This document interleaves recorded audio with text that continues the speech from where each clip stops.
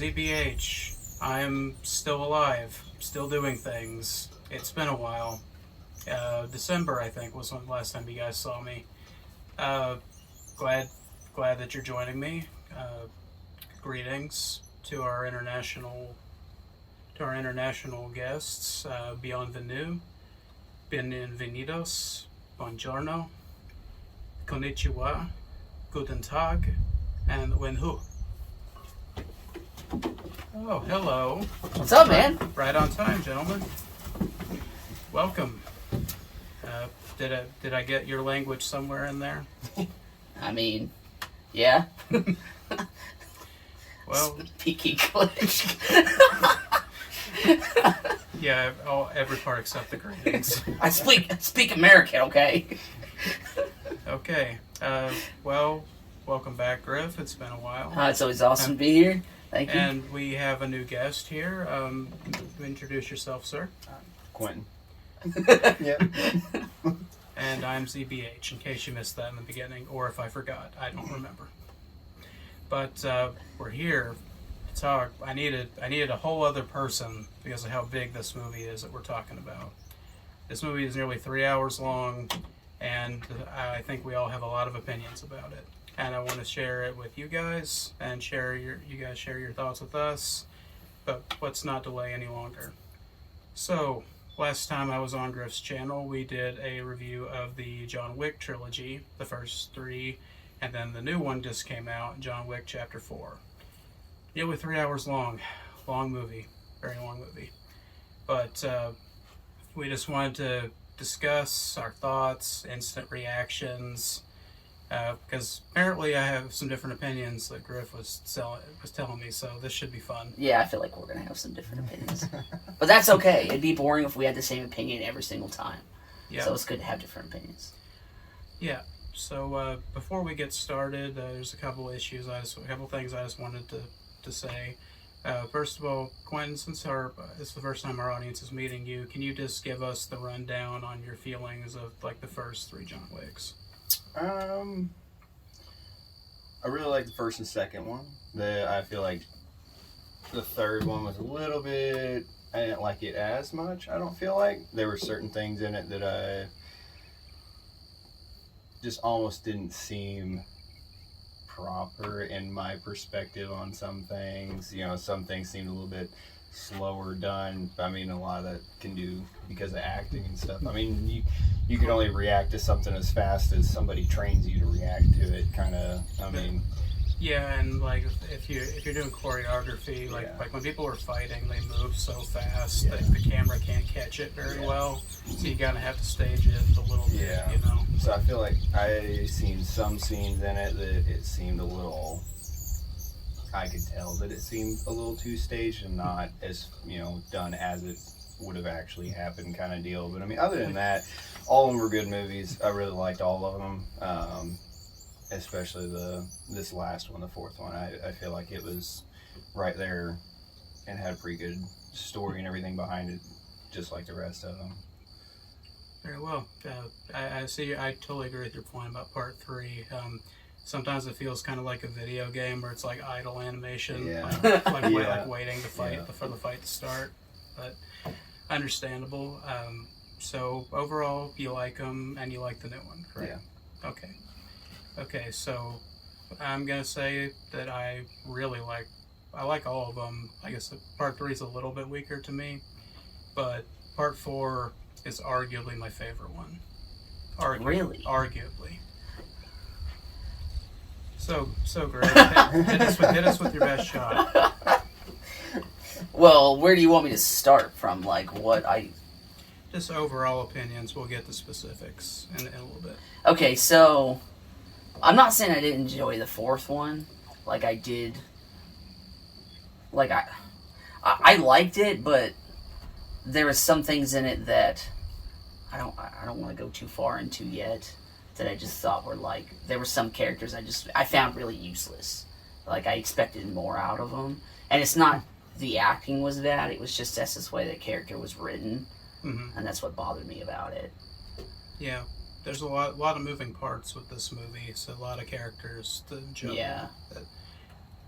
probably will agree with some of that, at least. Yeah. But overall, like I did enjoy the movie, but I will say it's a movie I'd only watch once or twice, and that would be the end of it for me. I'm definitely gonna buy it so it can complete my set that I have, but I don't think I could watch it more than twice probably. That's just me. When we get further into it, because I don't want to just like throw all my opinions down yet. I'll wait till we get closer to them, But yeah, overall, I guess I enjoyed the movie, but it's only like a one or two watch for me. Yeah. Which I might change my mind on watching it more when I get it on Blu-ray. But speaking of which, you guys have each seen it once, correct? yeah, I've seen it twice, so I've grown to appreciate it a bit more. yeah. So I think that might happen for you guys too, but I Okay. can't speak for certain. But yeah, overall, I enjoyed it, but yeah. I'll get to my opinions when we get there. Okay, so it's been a while since we saw Mr. Wick in the theaters. 2019 was when the third one came out. Pre-pandemic, that's part of the reason it took 4 years. Yeah. Because originally, whenever the third one released, they said that they were going to do chapters 4 and 5 straight back to back, like 2 years apart, like what they did with 2 and 3.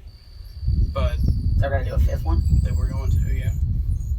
But then, Yeah. but my understanding is that they took the best ideas they had from both movies and put it into this, and they tried to execute it like 11 out of 10 on all of it. Well, I don't know. I was kind of at that point, which is just might be my opinion, but John Wick needed to eventually come to an end. I agree. Fast and Furious. Yeah, exactly. I don't need like 12 John Wicks. Yeah. Like, Okay, I have to say something that I don't know if it might step on any toes or not, but after watching chapter 4 the first time, I'm just thinking, did this movie literally ruin action movies forever for me? Because I saw the trailer for fucking Fast X before that, and I'm like, oh my god, this is embarrassing. I'm like, just it's all about family. yeah, we know. We heard the first 7 Yeah. times. Yeah. I feel like with those movies, which we're getting off subject, but I feel like with those movies, the only reason I continue to watch them is just because of what it is.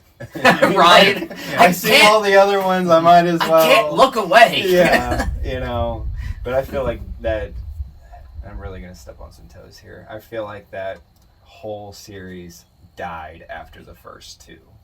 That was the actual, like, car culture, like, the real car scene style, Past that is whenever they started getting into just totally I really Tokyo enjoyed Drift. Yeah, okay, I enjoyed was- Tokyo. Yeah, but I mean that when it's totally out of place with it. There was no context behind that movie up until later on, and then it's just like Star Wars. It's like, hey, this was thrown out here, but it doesn't actually come into play until down here. Don't get me started on Star Wars. We're going to be here all day. I know. But yeah, I just wanted to say something funny about this because Bill Skarsgård's the villain in the movie, and I was just thinking, like, I was imagining if this was a Fast and Furious style franchise, like when he dies at the end, his brother Alexander Skarsgård's going to show up as the villain for the next. The whole family is just going to show up. Yeah.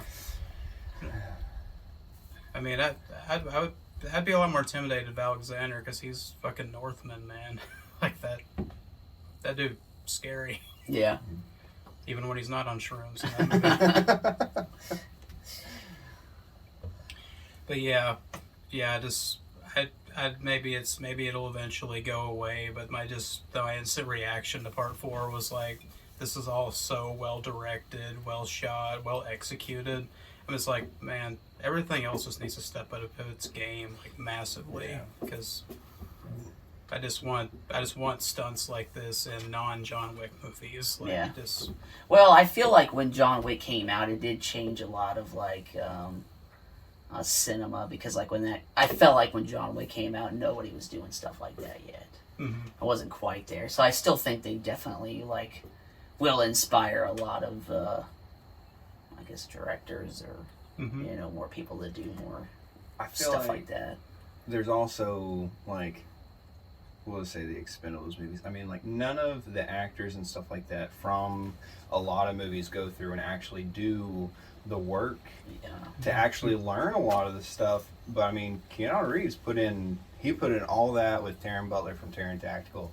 And, I mean, like, that guy sat down, put the work in, actually trained on a course and learned how to legitimately shoot and manipulate firearms. So, I mean, like, anybody can pick up a gun and act out like they're shooting something, but I mean, to actually know the theory and everything behind how you need to really manipulate a firearm in situations and stuff like that, I mean, it makes a difference for all aspects of the filming and production of a movie. Yeah. So I really feel like if a lot of the actors and stuff put in the more effort instead of just walking on there and, okay, well, here's what you're going to shoot today, do this, instead of actually taking the time to, go and train with somebody like that. I mean, you kind of... We'll fix it in post. Yeah. Yeah.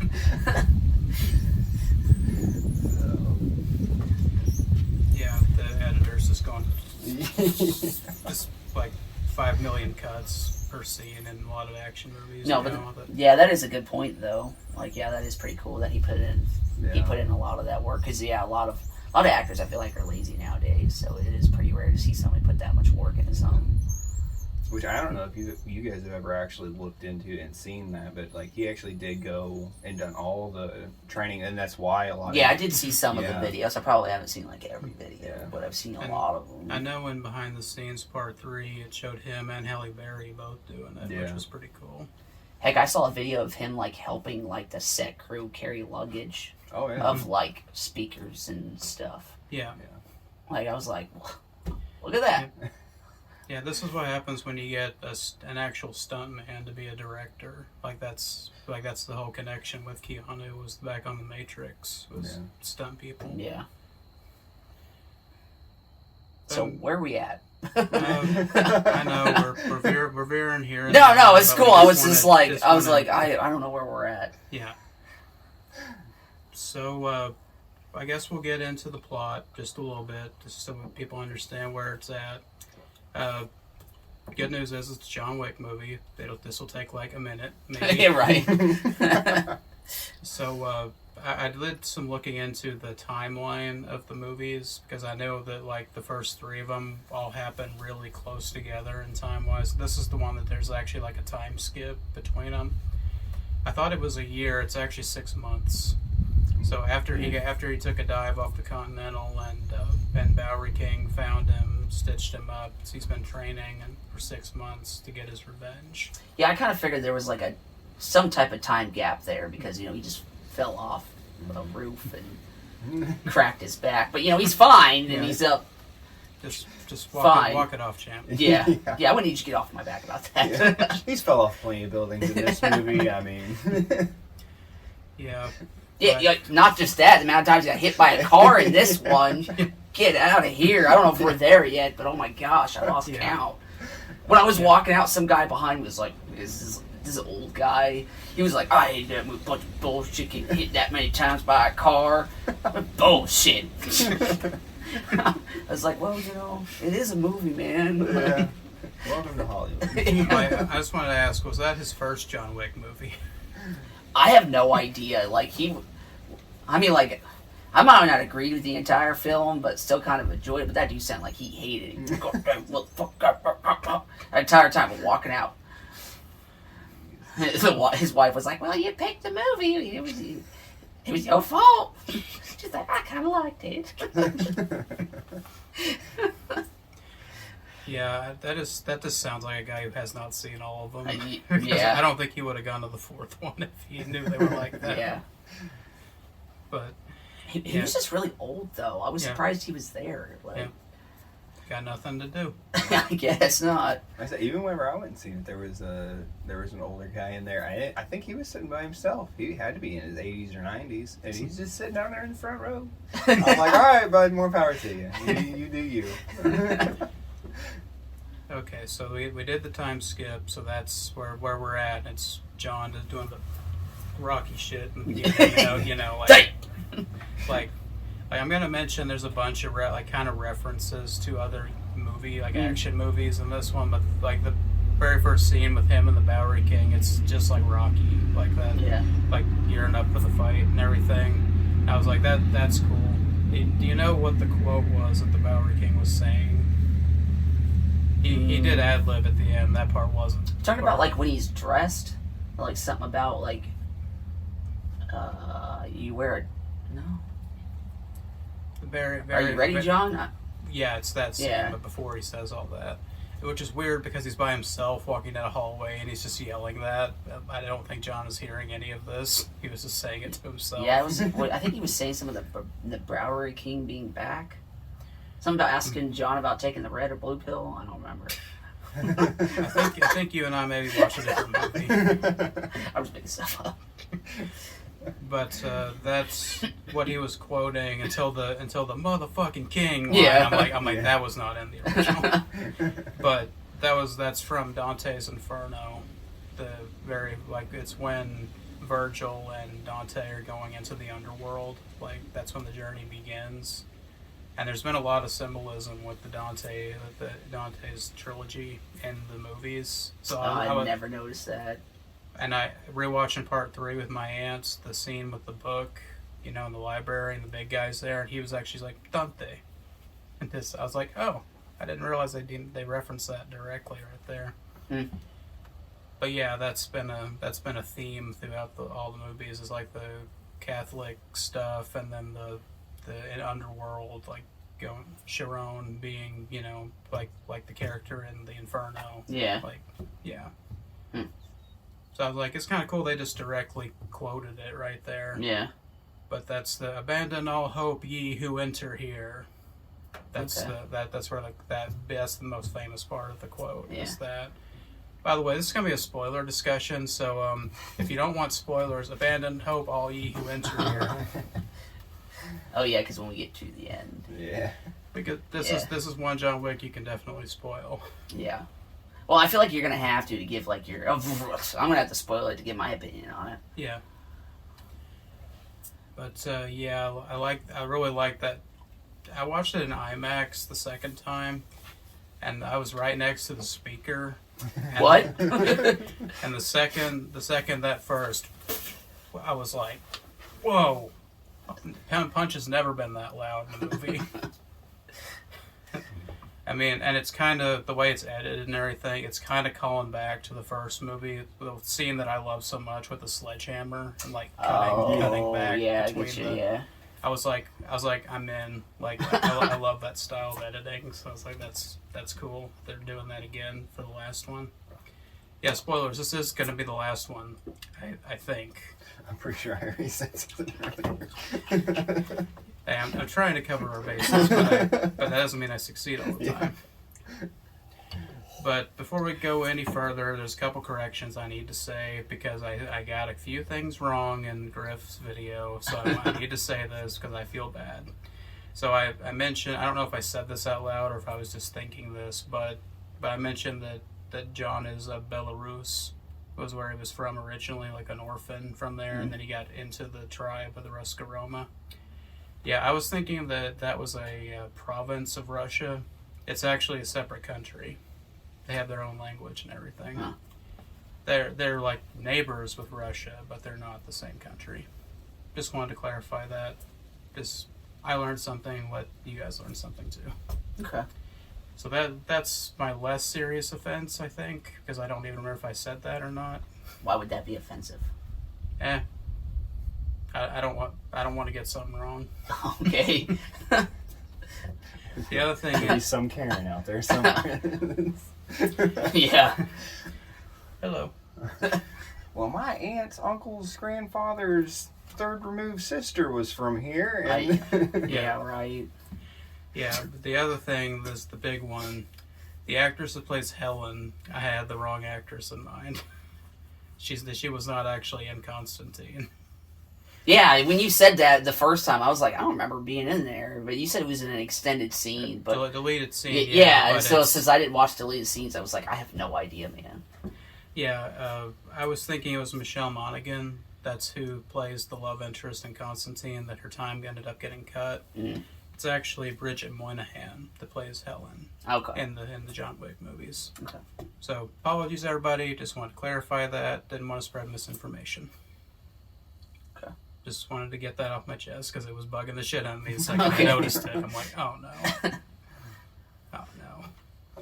But, anyways, we've got a lot of movie to cover. Do we want to talk about the villains, since there's quite a few of them? Yeah, that sounds a good place to start. Because we get introduced to at least the main villain pretty quickly in the movie. Yeah. Marquis Vincent de Gramont is his full name, but he just goes by Marquis most of the time. Yeah. But overall, what were you guys' opinion on him? And I'll give mine last. You want to go first? You want me to go first? I'm gonna start throwing hands, dude. I feel like I'm gonna try and monetize this as much as possible. Don't worry about it. I am never getting monetized.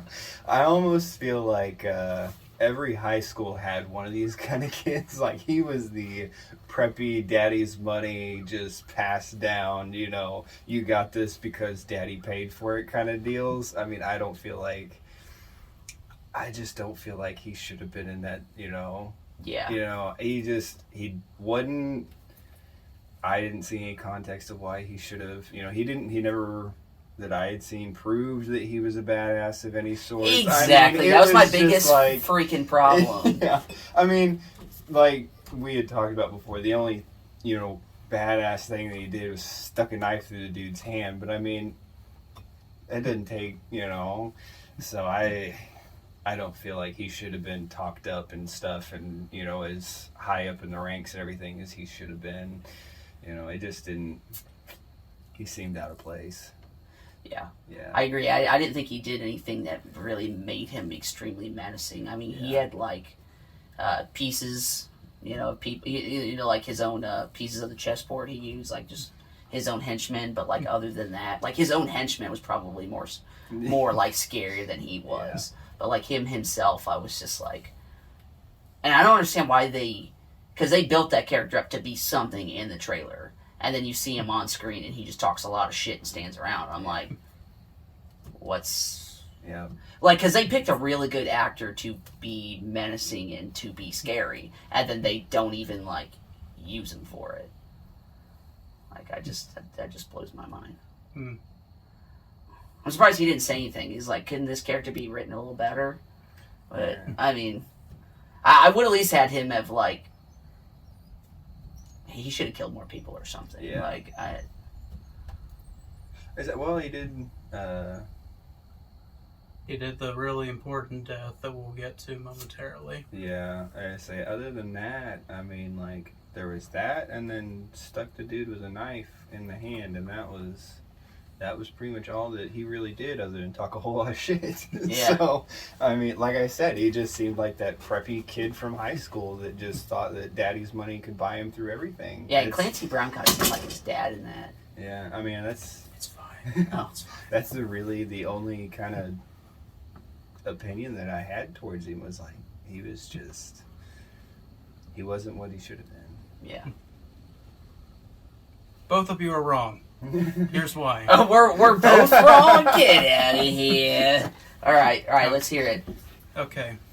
I know I'm probably a dark horse in this, but yeah, I get what you're saying about him, and I'm gonna say maybe that was the point of his character, is that he is pathetic, and I actually like villains that are pathetic in certain ways. Really? Yeah, because it's like they're mad about stuff and they want to take it out on other people and that kind of thing. Let me keep going. I'll say, no, you're good, bro. I'll say you're good. I know you're skeptical, but I just one observation I had about him that I thought was really funny, or a couple of them I'll share. The scene with the knife, whenever he stabs Tracker / Mr. Nobody, whatever you want to call him. And did you notice the facial tick he did whenever he was like staring at him with the knife? I was like, I've seen that tick somewhere before, but I was trying to think of what actor I'd seen do it. He does licks his lip for just a second while he's like staring in his eyes. Fucking Heath Ledger. Yeah, Joker. Yeah. Yeah. I was like, I mean, he kind of does that face when he does when he did Pennywise, but yeah, like more than once. but I was like, is that what I'm thinking of? This reminds me of, and I just kept going through it in my head. I'm like, yeah, that has to be it, because I can't think of any other person that did that like facial tick thing. Yeah. But that's just one thing that stuck out to me immediately. I was like, don't see many actors do that. Huh. The other thing, like kind of based on his looks, I never noticed this before because he does look kind of different than like the rest of his family, like his brother and his dad and everything. But he, in the face, does he look similar to Macaulay Culkin to you guys? No. And modern day Macaulay Culkin. I don't think he does. That's... Well, there's a scene. The scene that like made me really realize it is like the scene toward the end when it's like the 3-part action finale in Berlin, and not Berlin, in Paris, and he's got all of the setup on the table and like moving his pieces and everything. I was like, this is like the alternate universe where Kevin McAllister became a supervillain. Yeah. But yeah, no, I didn't think he looked like it. But I also didn't really think about it either. Like, is it one of those weird things where I'm like, I don't know, in a certain light, maybe it's the hair or something. But I was like, could be the haircut. Yeah. Like, I was like Psycho Kevin McAllister. One of those fan theories was actually right. Yeah. And I will say that despite the material he was given, everything, it was well acted. I think. Yeah, his acting wasn't a problem. It was just, I don't know, like, Hollywood is so afraid to make characters tough now, and I just, like I said, I felt like they could have made him tougher. Like, I guess, like, he should have had more action, but... Something I thought of about him, that, you know, the scene where he's in the stables and that's when Mr. Nobody and Kane are there and like to meet with him. You know how everybody on the horseback was fencing, like, and then in the duel he suggests blades as like the weapon. I was kind of wondering if he was a fencer. So I was like that would have been interesting if they had actually gotten swords and he was actually like a really good fencer or something. And that's why I think the main reason was because he was nominating Kane. Yeah. Because Kane was better with a sword than a gun. Yeah. But it's just a thought I had that was like, he seems like the guy who would be in a fencing club, like whenever he was growing up, but he would train with that. It's also what I was thinking was that, since Kane was there in that scene, I knew he was going to try to nominate or do something like that. That way he could stay out of it, just like every little preppy high school kid would. Yeah. But like to that point in particular, I get though he's a piece of shit, like pathetic character, but I like that he was putting John against one of his friends. Like no matter what happened, he's taking these people off the game. Yeah. Like, that's what his main goal was. Well, and you know, in the second one, you know, that guy was kind of like that, but like Santino. Yeah, but it didn't bother me though. Yeah. But like when they picked him to be like that, it bothered me, and I don't know why. I think it was because I saw him play Pennywise, and I just was like, "Oh, this dude's gonna be like a real bad guy." But it was like they just like refurbished a character and just put it in somebody else. Yeah. But I didn't mind it in the second film. I don't know why it. It's funny because you said you hated Santino in your video. Yeah. Well, I'm saying like I'm not. What I mean is like I didn't mind his character to be like that. But like in that one, it bothered me. But to the point of refurbishing a character and like reusing it, I was gonna make a point about all the villains in this are kind of like parallels to a character we've seen before. Yeah. Do we have any closing thoughts on the Marquis? Should we talk about the death scene that he's involved with in the very beginning? The whole like inciting incident of everything, because that did kind of shock me when it happened. Yeah, I wasn't necessarily expecting that. I mean, I had a feeling something really bad was going to happen to Sharon, but I was just not expecting to just drop him like that. Yeah. And with Lance Reddick dying like a week or two ago when we're filming this, What did he die of? It's like a heart attack? What?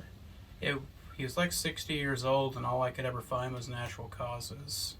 But I'm like, 60 years old, natural causes? That doesn't line up in my head.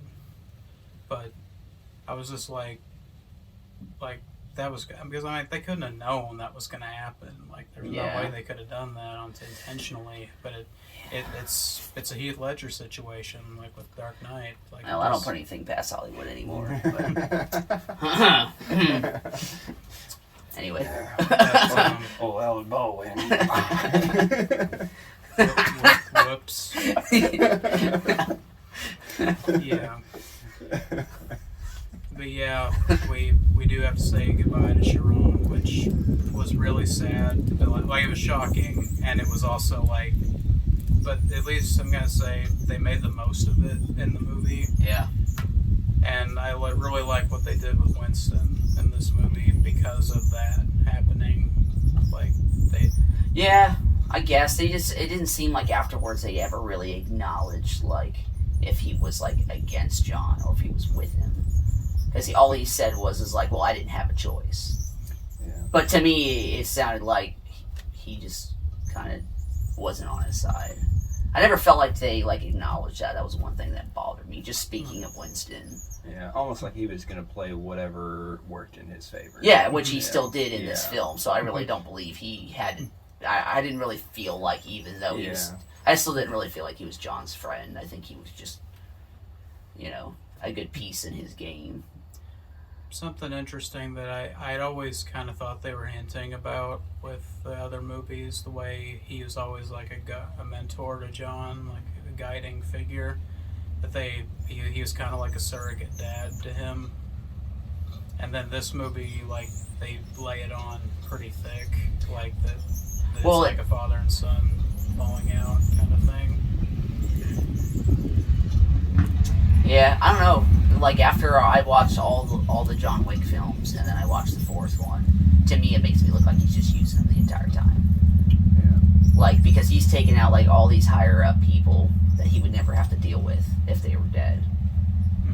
And then there, towards the end, he asks him, like, well, like, what's your angle? And then, of course, he gets everything back and reinstated if John wins. So, that's just my opinion. I just think he was using John. Yeah. But, I mean, it's like, that's the world they live in, where it's like, kill or be killed. You use who you have to use to get your power, and that's just the way that character is. The other thing that I thought of after watching all these movies and stuff, and I mean, like, they're in New York and all these, places and stuff. Have you ever seen a cop in one of them? Jimmy. That's literally the only cop. Yeah, that's the only one. But yeah, like, true. Yeah, of all this stuff going on, and I just thought about yesterday after I had seen the movie and stuff, and I'm like, they spent all this, 1 and 2, Jimmy. Yeah, New York, all this stuff. Probably just walking through the subway station, just popping shots out off at each other. Like, all these gunfight scenes, all these countries, all these, major cities, even in the U.S., and, all this and stuff. And it's like, you never see a cop with all these big gunfights through, like, fucking Baton Rouge and Paris and, New York City. Like, no cops ever show up. They probably were like in the background, like, I don't make enough money for this. I'm out. Yeah. I mean, and a lot of people have theorized that the high table and like the criminal underworld really like rules everything. Yeah. And there where they like if did it make either they pay off the cops or they kind of like are the police of the world. Just, I mean, it's in an elevated reality, not our own. Yeah. So it can, something like that could be true. No, but I never even thought about there being any cops. I was just like, oh, that's funny. Yeah, I never even thought, what you gonna do? Be a lot more bodies if there were cops in the movies. Yeah. That's the sad part.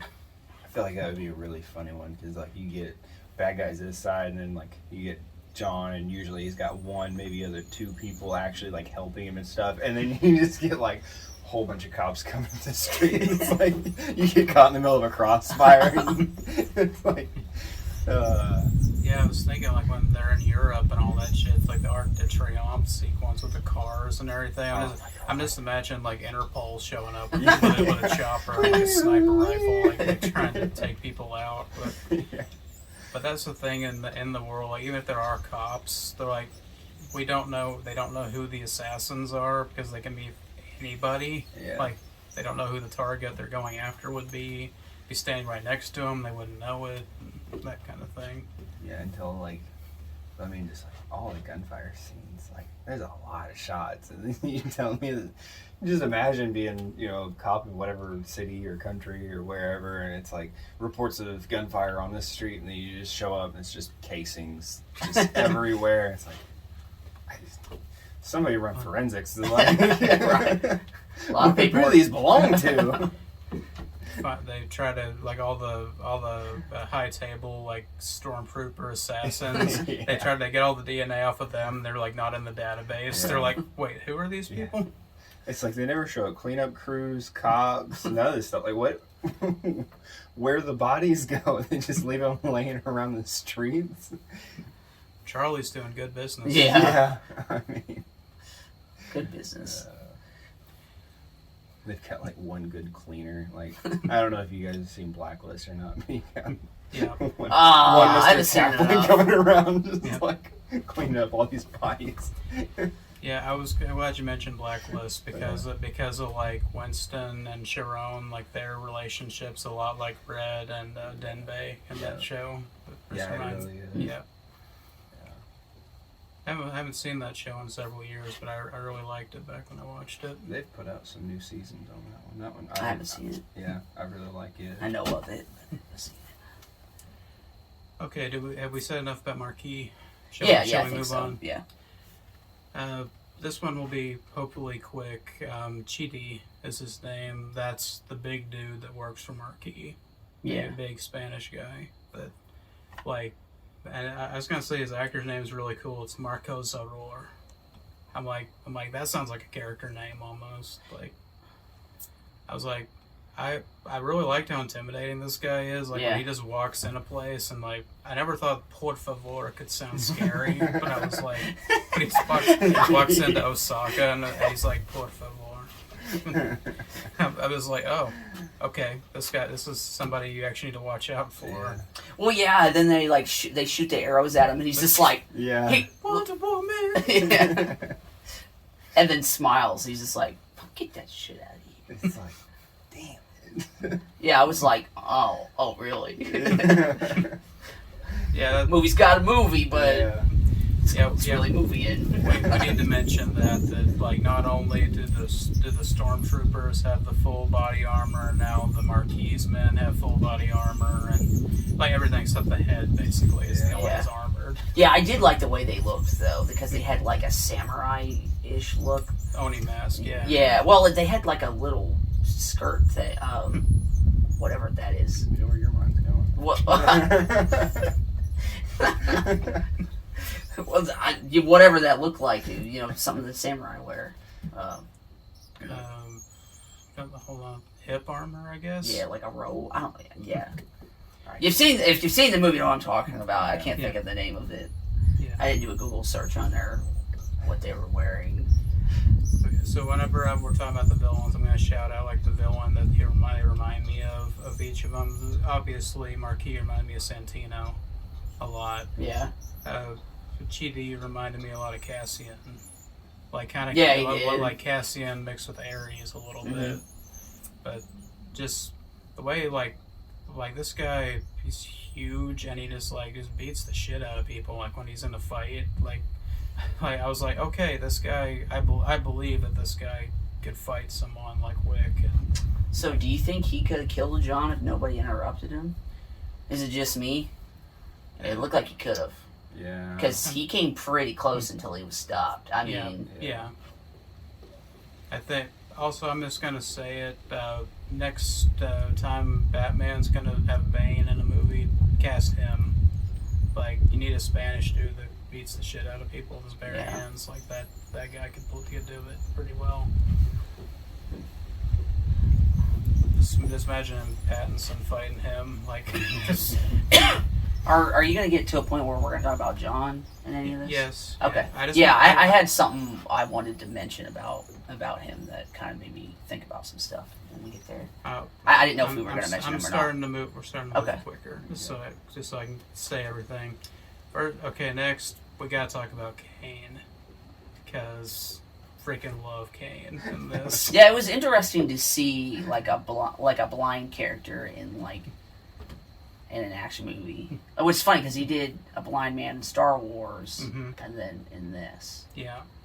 And I couldn't really figure out from the trailers that he was blind. I mean, he always wore the sunglasses, which I thought was like, maybe it's just a choice, or maybe it means something. But another YouTuber I watched, like he did an in-depth review of John Wick 4, and he pointed out this detail I hadn't thought about. But when he's introduced in the scene, like just the way he's sitting, like a certain way, like that's the way Daredevil sits. Like every time he sits in a chair, it's the exact same way. I guess you'd have to study blind people's stuff to know that. Like I wouldn't have noticed that. But I was just like, oh yeah, I see that. That's exactly like this, like how Daredevil does it too. Yeah, I caught on to that one pretty quick. That he was blind. But I was really surprised that they actually brought in and done a character like that. But I was like, all right. Yeah. And he was a total badass through the whole thing. So I mean, like. Yeah. And I have to say something that I thought was really interesting is that Kane wasn't always blind. Yeah. That he actually blinded himself as a sacrifice for his daughter, which I thought was interesting. Yeah.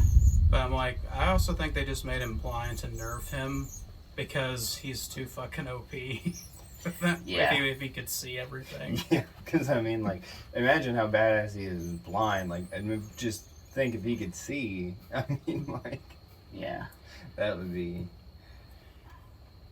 He could do some serious damage. But I was just like, when I saw he had the gun in the trailer and everything, and I was like, is he blind? If he's blind, why is he carrying a gun and like all that? But the way he uses the gun, like shoots it, and it's like echolocation where he sees where everybody is with the gun. And scare people, And then he can take them out with the cane, and then the sword when he pulls it out. Yeah. Well, and it was kind of interesting that they were able to make him be very menacing, but kind of funny. Like he's just sitting there eating the noodles. He's like, hey, do your job. Do your job. And he's just like, yeah. I gotta say, he was a serious threat to the entire movie. And, yeah. And I mean, Hollywood didn't step in and make it too unbelievable that he was blind, because I mean, you watch through the whole movie and it is very clear that he is blind to the entire thing. I mean, he was setting motion sensor doorbells through I did like that. And then he would put his hand over it or something to make sure that it was working. Yeah. And then he's hitting stuff all the time. Yeah, so I mean, he was carrying the cane with him, feeling where things were. I mean, it was very believable. Yeah. Maybe I'm a bad person for thinking of this, but with the doorbells, putting the doorbells everywhere, it made me think of this one Family Guy thing about the washer guy. That's the Asian guy. There's this one episode, and his name is Mr. Washi Washi. Because of course it is. But there's a scene where Peter goes to pick up his clothes, and it's and he goes bing bong. He's like bing bong. He keeps doing that, and then Mr. Washi Wash comes in with a broom and hits him in the face. Like, you pay for bing bong. The first scene that Kane showed up in, whenever he was watching his daughter and stuff, in the park, and it just showed his face. I immediately was like, is that Chow from Hangover? I thought the same thing. Like, Dude, he should have been that I know. guy. It should have been Chow. and then like after I Did seen, you die? yeah, and then after that, they actually showed like Because he looked you like know, he was hungover or Oh, something. yeah. Like he looked Like- kind of bad in the beginning. But of course, like every time I ever see him in any movies, anything like that, like I immediately go to like Chow's so cold. Immediately when I think of, and then did you die? Yeah, like it is. Oh, John, it's so good to see you. Let me do a little bump. Right, started. You little won't get my head on straight. Yeah, so Kane reminded me he's kind of like he's similar to Zero from Part 3 a little bit, but like I'm trying to think who else, because he's the friendship angle with John. He's kind of like Marcus too, because he's like known John for a long time. Yeah. I thought it was interesting because I seen the trailer. I thought he was just gonna be an asshole, like because he's like that. He's like, you sure your wife can hear you? No, then why bother? You know. And he's actually like sincere, like through the whole movie. He's like he's actually kind of a nice guy, even though he's killing people. Yeah. He's bad guy, but not bad guy.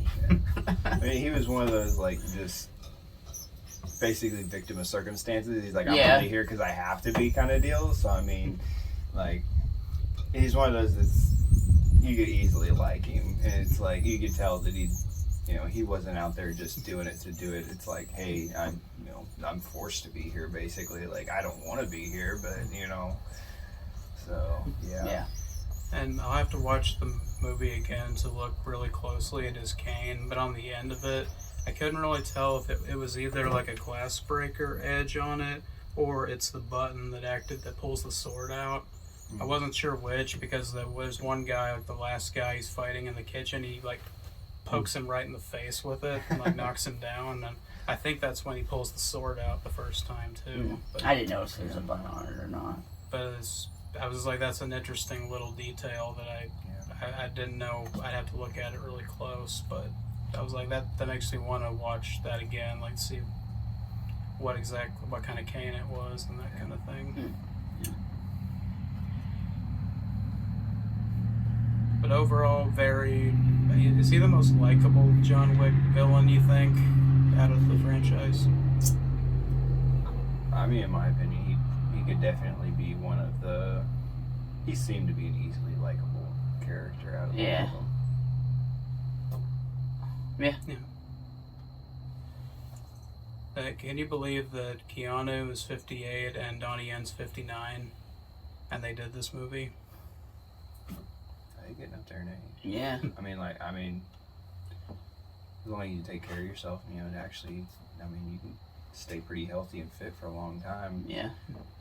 So, I mean, I know some people in their 60s, almost mid 60s, they're still out riding bike marathons and stuff like that, and they don't look like they're in their 60s. So, I mean, I can believe that. Yeah. Yeah.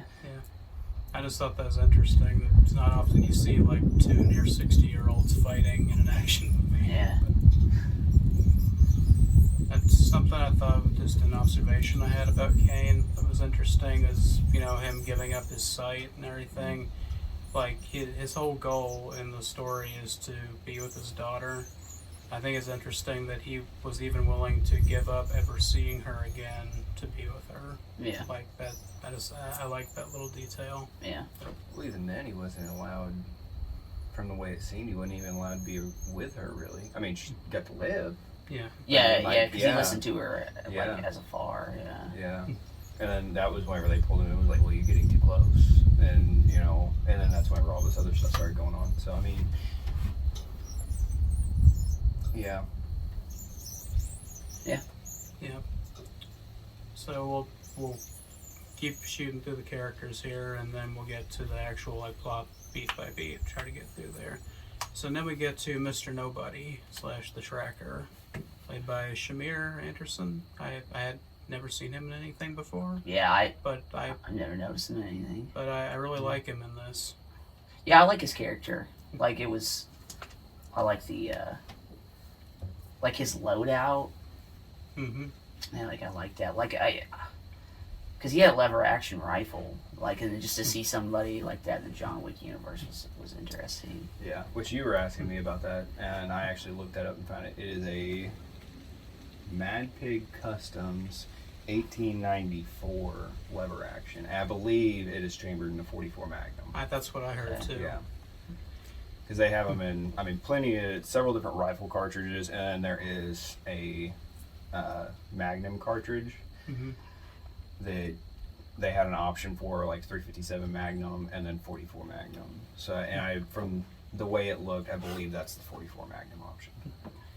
But yeah, like the second I saw that gun, I was like, oh, that's really interesting because it's a takedown model, 44 Magnum lever action rifle with a suppressor. I was like, that's one of the craziest things I've ever seen.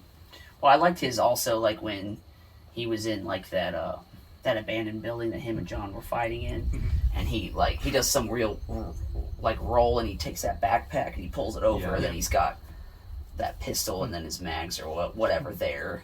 I just thought that was cool. It's the plate carrier Kevlar backpack, I think is what it is. Something like that. Which I've seen a lot of companies, since all this stuff in the world's going on, a lot of people are advertising like go bags and this and that. And I seen SHOT Show a couple of years ago, they actually put that out where it is, it looks like a backpack, and then it's got a handle where you just pull it over, and then you've got, it's MOLLE attachments, you can put mags, pistol, all this stuff on it.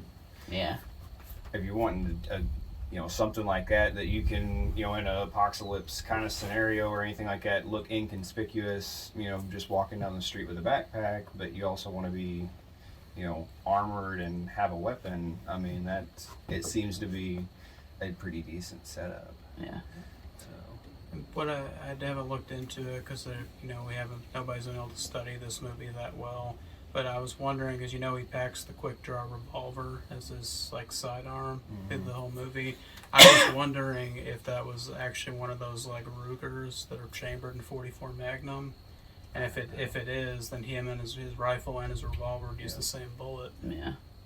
If it was me in one of those scenarios, then I would, just for availability, I would carry, something that was same cartridges in the rifle and the pistol. Yeah. And we gotta talk about the dog. Yeah. because it's John Wick, of course there's gonna be a dog, and it's not. I always think when I see this breed of dog that it's German Shepherd. It isn't. But it's the same breed that Halle Berry had in the third one. Probably Belgian Malinois. That. Yeah. Yep. Which was actually what whenever Dad was in Drug Task Force, that's what we had. That's what Reba was. Yeah. They are insanely smart. Huh. Yeah. That's what all of, pretty much all military applications, most of them for like attack dogs, drug dogs, stuff like that, that's what you see them primarily using. You get into law enforcement and, especially with like the military applications, I've seen where they will surgically remove the canines and replace them with titanium teeth. Oh, and nice. And I've seen some of those dogs do some work, and I would not want to be on the other side of that bite. Yeah. Nuts. Because yeah. Yeah, with that situation, you ain't good. There's no point to, okay, maybe they bite me once or twice and then the tooth breaks off. Like, no, that's not the situation. So, but yeah, they are very smart, very active. I seen, I think Joe Rogan was in a podcast with somebody talking about those dogs, and they are straight up just demon little meat missiles. Like, they run up walls, jump, all kinds of crazy stuff. But they are, yeah. But yeah, some of my favorite moments in this movie are where they treat the dog like a slasher villain. Yeah. Where the guy's like looking around here. He comes out of the shadow. Yeah. But yeah, the fact that his commands are kill and nuts. Yeah. Those There's enough said with that. Yeah. Yeah. I love that there's the scene with John and nobody shooting at each other, and then GD is gonna kill the dog, and then John shoots GD instead, and nobody's like, what did he just do? And he's like, where'd he go? Yeah, I definitely feel that there were some emotional attachments made at that point, and I feel like that's what saved John later on in the movie, whenever he's trying to make it up the stairs. Because there could have been some decisions made, and this movie could have went down a totally different path than it did, especially if he would not have. I mean, John's got that attachment to dogs, just like in, So yeah, it definitely could have went a whole lot different. Yeah. It's I liked everything with the dog, and I just gotta say, there's a lot of this, I like the camaraderie between nobody and the dog, where in the Osaka sequence, when he shows up in the hotel and the daughter's like, we don't allow dogs here, and he's like, emotional support animal, and it's just like, really? And he's like, actually, I'm hers. Which, something my aunt said to me once, I always will remember this, is that we partially domesticated dogs, but dogs partially domesticated us too, which that's kind of just how he sees the dog as like an equal to him. That just kind of made me think of her saying that back in the day. But any other thoughts quickly on Mr. Nobody, or do you want to keep going? Okay, the parallel characters, obviously he's a little bit similar to Sophia from part 3 with the dogs. But he's also similar to Marcus from the first one, because he's sniping people like that are after John. Which I've got a whole other thing to talk about with that aspect of the story, but we'll just go through the villains and then we can keep going. So then we get to one of my personal favorites, Kila Harkan, played by Scott Adkins, in a fat suit. He's almost unrecognizable in that. When I saw the trailer, you know who I thought it was? I was insane thinking that I thought it was Gabriel, what's his name? Iglesias. Fluffy. Oh. I thought it was Fluffy. No, I didn't think it was him. I thought for a split second, I was like, they got Fluffy in this? That would have changed the whole movie. Because I couldn't tell what accent he was going for in the trailer or anything, and I was like, this seems like more of a comedy part than like an action movie character. Well, what was so funny is even that bad guy himself, like how fat he was, how high he was getting that foot up. Like how high he was kicking. I was like, I don't know about that. But I'm just gonna say it. Whenever we get the Penguin HBO show, Colin Farrell, I expect nothing less of you. To do high kicks in a fat suit. I definitely wish there was a little bit more context behind his character and, some more backstory and stuff. I feel like that would have been really cool thing to see a little bit more on that side of it. But yeah, he was definitely straight up mob boss gangster dude. I mean, he definitely wasn't afraid to get in a fight with John, that's for sure. And he also says one of my favorite words in any language ever, Schweinhund! The second he said that, I started laughing. So I'm like, that's my favorite word in German. But yeah, I love the fight scene he was in, like not just the kicks he was doing, but the flying clotheslines. He knocks John over his arm in one scene, and I was like, that's like Kingpin and Penguin, in one character kind of. Yeah, they hits him or throws him off that balcony, and he gets up and starts fighting, and I'm like, oh, okay, all right. He gets up the first time, but not the second time. He just cracked his back again, Did you hear he got a new suit? It protects him even more now. It's that plot armor suit.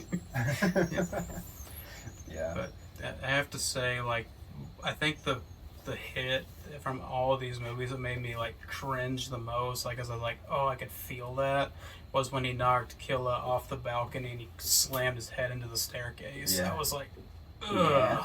Yeah, when I saw that, there's a lot of people in the theater that went, ugh, all at the same time. It's partially like the sound design, because it's just so loud in your ears, and you just hear his neck and skull crack when he hits. I'm like, oh man, bad way to go. I could feel it in my arthritis. Yeah. I definitely thought it was cool that they actually, like, whenever they were sitting at the table and there was Nobody, Wick, and Kane, and he was on the other side of the table, they gave him basically like the perfect pistol for that scene, because Was that the judge? Is that what that no, it was? was a 500 Smith & Wesson snub nose. I mean, there was no other pistol that wouldn't have just looked, other than a Desert Eagle, just like puny in his hands for that man's size. So, I mean, like, they gave him one of the perfect pistols for his character. I mean, nothing says like, I run this motherfucker like a 500 Smith & Wesson. Yeah. So. And this one, when I first time watched that scene with the poker and everything, and I was like, whenever like all three of them showed up, because I didn't remember that all three of them were at the table in the one trailer, but I was thinking in the back of my head that these three should be walking into a bar somewhere. Yeah. And then he literally says, so John Wick, a blind man, and a man with a dog walk into a bar. I'm like, did I write this? Like, literally, I was like, did he just read my mind?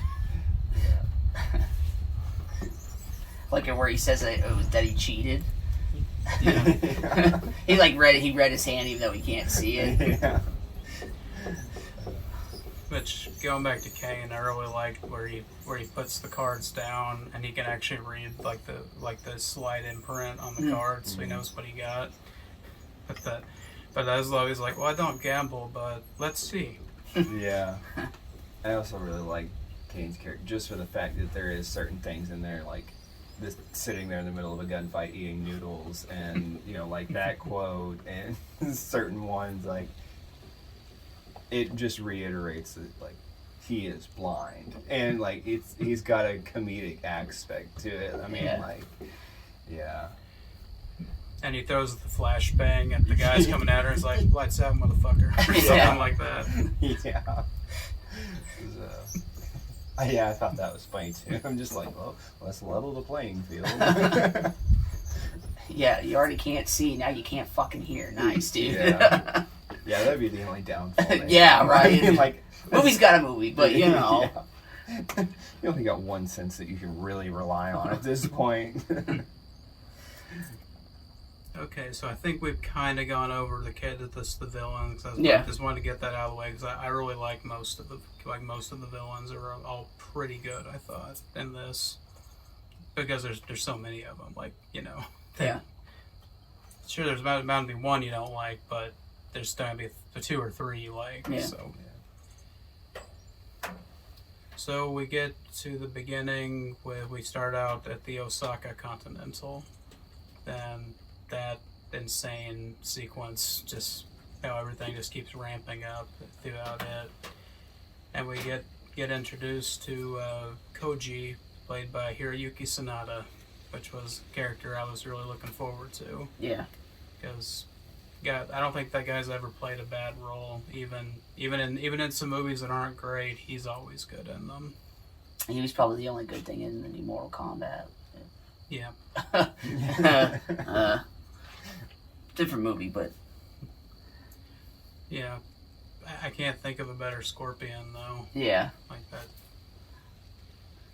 But I really like everything that, like, even though, okay, one grievance I have, not with his character but with the internet, how people reacted to this movie. Keanu Reeves actually cut his dialogue to only like 380 words this entire movie, and people were like complaining about that, and I'm like, it's John Wick, he doesn't talk much, that's kind of the point. Like, when he does talk, it's important, like, you pay more attention to him because he doesn't talk much. When he does talk, you pay attention to something because it's something important he's saying. Yeah, and it's the fourth one, so he doesn't really need to be talking. He needs to be doing action. You know what I mean? Like, yeah. But like also, the movie is almost 3 hours, so like if they hadn't had a bunch of scenes where he was talking about a bunch of stuff, just imagine how long that movie really could have been. Yeah. I mean, 3.5 hour director's cut. Like a 2-movie thing, like Titanic. Yeah. Part 1, Part 2. Yeah, I'll wait another 3 or 4 years to watch the other one. Yeah. Well, now you know how I felt leaving Part 3 in the theater. Yeah. But I really like this, everything about Koji as a character. I really appreciated. Like, he's kind of like John, where he doesn't speak a whole lot in the movie, but when he does speak, it's really good dialogue. Poetic. Mm. Yeah, like his bickering with his daughter was just really funny. Like, maybe I should get you a support animal. Yeah. And isn't that weird how like emotionally distant they are? Where he's like, "Tell my daughter I would love to have dinner with her," or something. But I think it's like a professionalism thing because she technically works for him. Yeah, and also in that world, it's so dangerous to have family because people always use your family as leverage. He could have been pretending. He could have been acting like that wasn't his daughter, so people wouldn't pick up on that to have leverage. Because I think the only person that knew that was his daughter was Kane. I think that was just because they go back. And John. Yeah. Well, yeah, Kane, and John. John. Because they go back. Yeah. End of the day, that's probably why. Yeah. But I think my favorite quote of his, it's really simple, just like, or John's like apologizing for darkening his doorstep and like putting him in danger like that. But he's like, friendship means little when it's convenient. Yeah.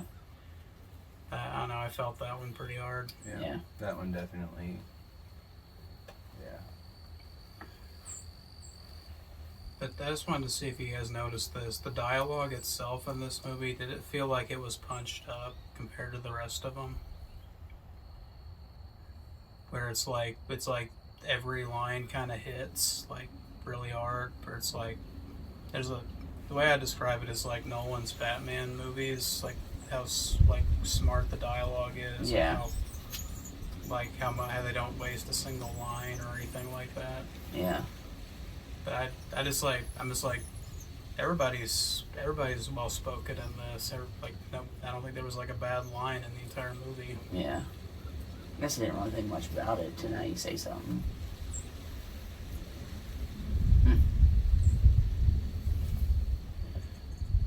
But unfortunately for Koji, because he has to fight Kane, and when I realized that this was part of the movie was Act 1, I'm like, oh, he's so dead. Yeah, He's right. He's so dead.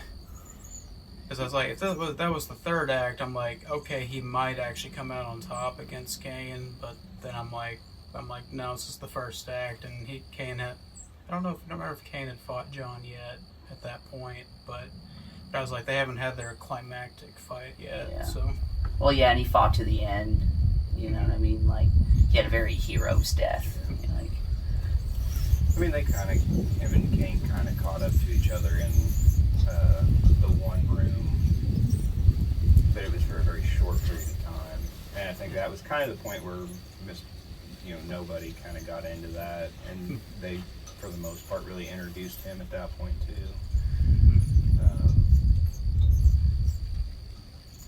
Yeah, but that was a very small fight there, and of course you could tell Kane was just shooting everything whenever he did get a gun. But it was also one of those, like, he came into the situation and then basically had to pick one up because he's like, everybody else has got a gun. Like, oh shit. Yeah. Something I thought was like really nerve-wracking in that scene with him, like Kane and John fighting, is like John's gun's locked back, and then he's got the nunchucks around his neck. Mm-hmm. And I'm like, every little sound, like every little clink that the nunchucks make, I'm like he's gonna hear that, he's gonna jump on him. yeah. But I just thought that was really funny if like John was trying to play possum for a minute. It's like, you dead, John? He looked like he thought about it too. Like he was just gonna be like, and set something down. Yeah. But then he like slightly moves and glass crunches and like. Trying to reach for another gun. And, yeah. Which what I thought was really cool because I actually had one of these for a long time. And I looked at it and I was like, I'm pretty sure that's what that gun is, but I couldn't tell for a minute. And then later I had to look it up. But he actually carried a Glock 17L in that series, in that scene right there. And that's the one where it's like this long, isn't it? Yeah, it's got a 6.2 inch barrel. And there's not a lot of people that even know that there is a long sliced Glock. I mean, he carries a Glock 34, which is a little bit longer than normal, but the 17Ls actually have a lot longer barrel. And they almost look weird whenever they're sitting on a table in front of you, just because of how long the barrel is. It's like a Glock version of a Desert Eagle almost in size. Yeah, I noticed that too because you don't see those very often in movies. I was like, is that what I think it is? Yeah, they're not a very common gun. There's a lot of people that don't even know they exist. So I didn't even think about what I was looking at. I was just like, oh fighting, fighting, action. Oh. But what do you guys think of Koji, like the way he handled the Glock and Katana duo? Like that was cool. Yeah, that was very like Metal Gear Solid type of vibe. I have to say, like, I think my favorite part of that was, like, toward the end of the vets scene, like, that part of the gunfight, and he just, like, killed, like, 3 people with the katana. He just does, like, tosses it in his hand and wipes the blood off and sheathes it all in one move. I was like, that kind of shit, I love that. Yeah. Get your fucking going. Get your shit hard.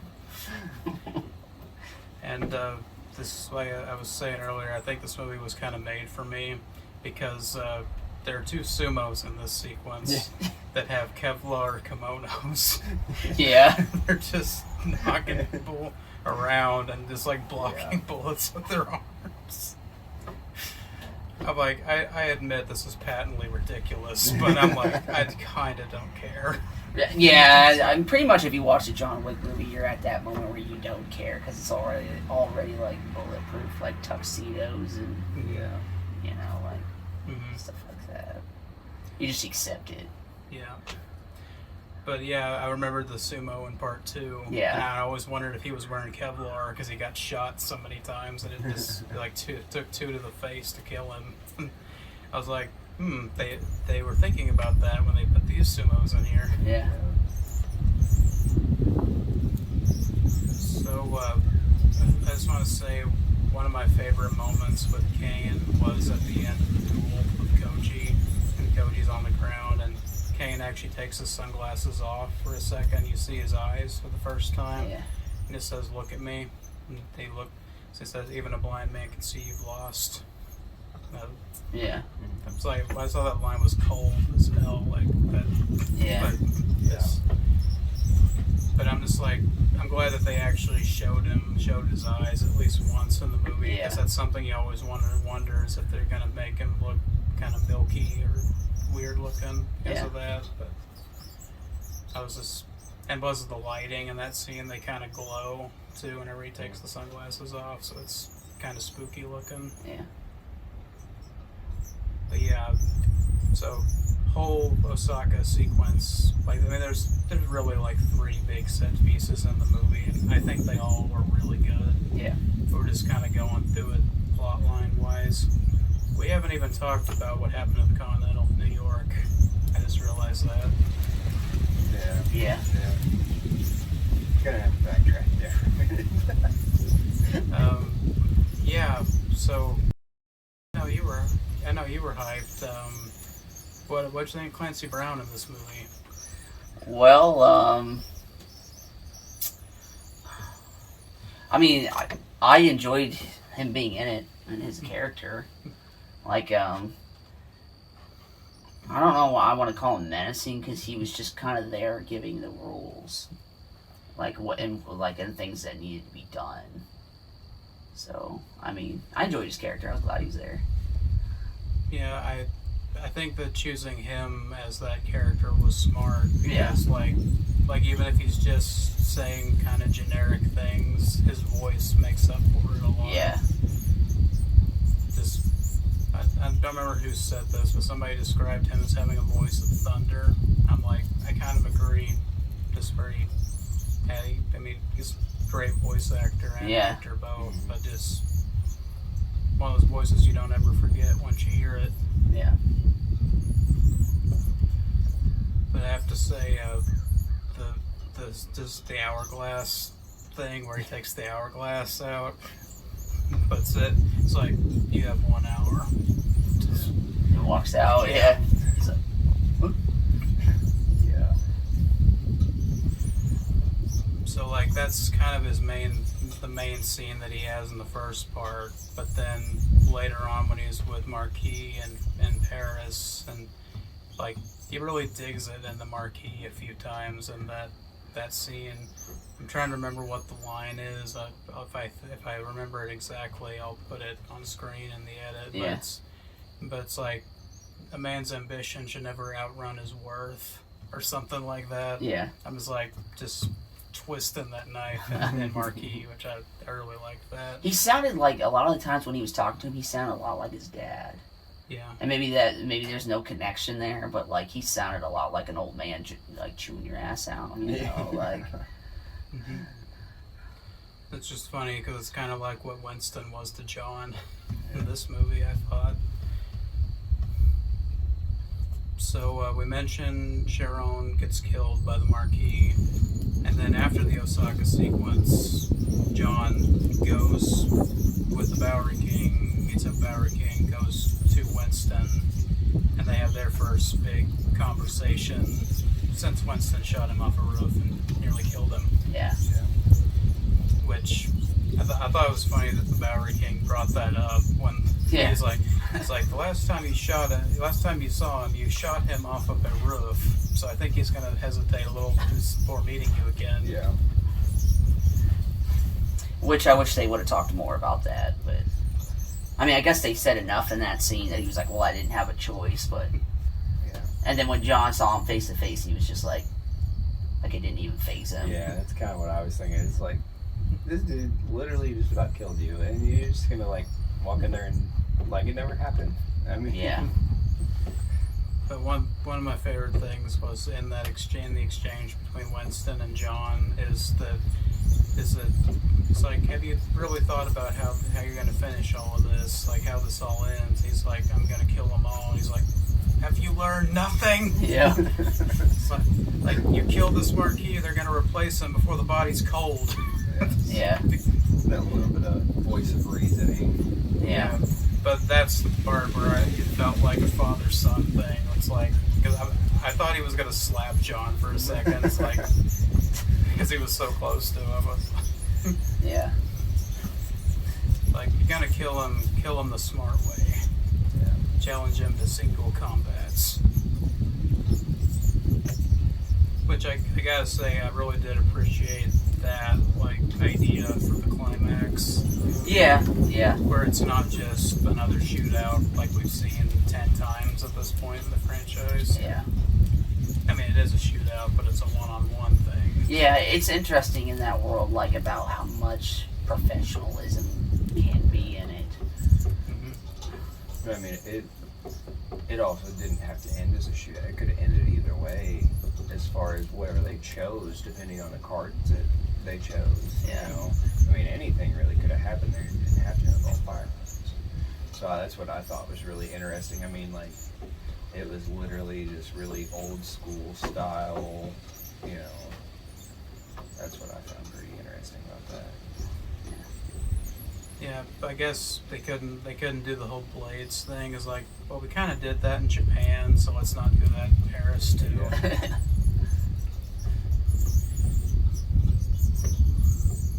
But yeah, but I like how they handled it. I actually like how they handled Winston in this movie a lot. Just the whole idea that they brought him down to John's level, where he took away the Continental, took away his concierge, his best friend. It's like, and that's still like one of the best lines in the movie is like, what's your angle or whatever, and this says, I aim to do what you do the best, Jonathan, revenge. And I was like, yeah, I like that. Because I mean, yeah, he was gonna get his hotel back, but he was mainly there to avenge his friend, which I thought was cool. Killing two birds with one stone. Yeah. So, yeah, and I just like, I thought it was interesting in I talk about like your headstones in this movie. Yeah. Like, what are you gonna put on your headstone for when you die? And he's like, I couldn't think of anything for Sharon, so all I put was friend. And I was like, pretty appropriate, I think.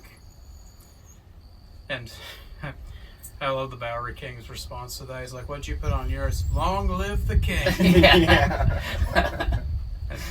And then John's like, humble, isn't it? And he's like, prophetic, actually. But yeah, but John's answer to that's my favorite one is like, loving husband. Yeah. If I die, put that on my headstone. Yeah, I think the Bowery King, he was like... Yeah. Yeah. I do like that they expanded his role like more and more as the movies went along. Yeah, I think they gave him more screen time in this, didn't they? Compared to all the other ones, maybe? Yeah. Maybe about the same? I don't know. He's really not in... He really doesn't seem to be in any of them, really, for a very long period of time. Yeah. I mean... Yeah, second, third, yeah, he's in and out. He definitely plays the role kind of as a pretty major character in it, but like he doesn't really have a whole lot of screen time in any of the movies, I don't think. But he definitely plays a very large role in all of it. Yeah, when he's on screen, he's very enjoyable. Yeah. I'm just gonna say, if I ever was in a boxing match or a fight to the death, I want Lawrence Fishburne as my hype man.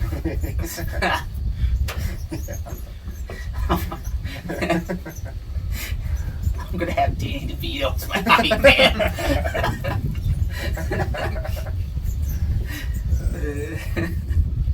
Get a little Hercules action going on. Yeah.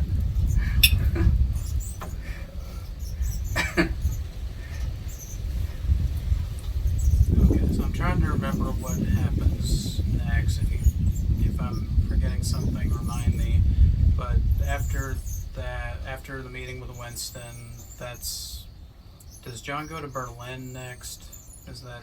Yeah, I because think that's... he goes to meet with the Rescaroma. Yeah, he meets with them, and then they want him to take the one dude's... sorry, I can't think of his name off the top of my head. Killer. Yeah, they want his head, and then he has to come back and then be reinstated, and so on. So. Yeah. Because you have to have the family crest Yeah. of the High Table family to do the duel. Yeah. Okay, yeah, that's right. There's a lot to remember with this movie. I don't know if you guys noticed, but Yeah. but yeah, and there's something funny watching this movie after seeing a few things that I've seen the last few years. I'm like, did Chad and Keanu and all them watch The Mandalorian? I'm just curious because the whole Ruscaroma scene, like John coming back to them after being exiled, it's basically like Mandalorian and his group of Mandalorians, the way they treat him. It's I haven't seen Mandalorian, so I don't like But- Disney, so I don't know. but I'm just saying, like, it's interesting because there's actually two actors in this movie that have been on The Mandalorian in the same episode even. Yeah. Clancy Brown and then Natalia Tena, who plays Katia, the new leader Yeah. of Ruscaroma. Like they were in the same episode of Mandalorian as like part of a criminal group that were thieves. I was like, wonder if there's a connection there somehow, because it just seemed kind of funny that like there's even a scene with the Forge where they brand each other with the Forge, and that's a big thing in the Mandalorian is that they forge their armor and weapons. Like every person gets like their own specific thing made for them. That just what was going on through my mind in that whole scene, and just like because that's one of Mandalorian's thing in the most recent episodes is he's trying to redeem himself in the eyes of those people and become a part of them again. And he has to go through some serious shit too, so that like easily could have died doing it. So that I was like, John and the Mandalorian could kind of see eye to eye this situation, I think. Yeah. Don't think the Mandalorian ever had to brand himself with molten metal, but Yeah. it's not the first time for John. Yeah.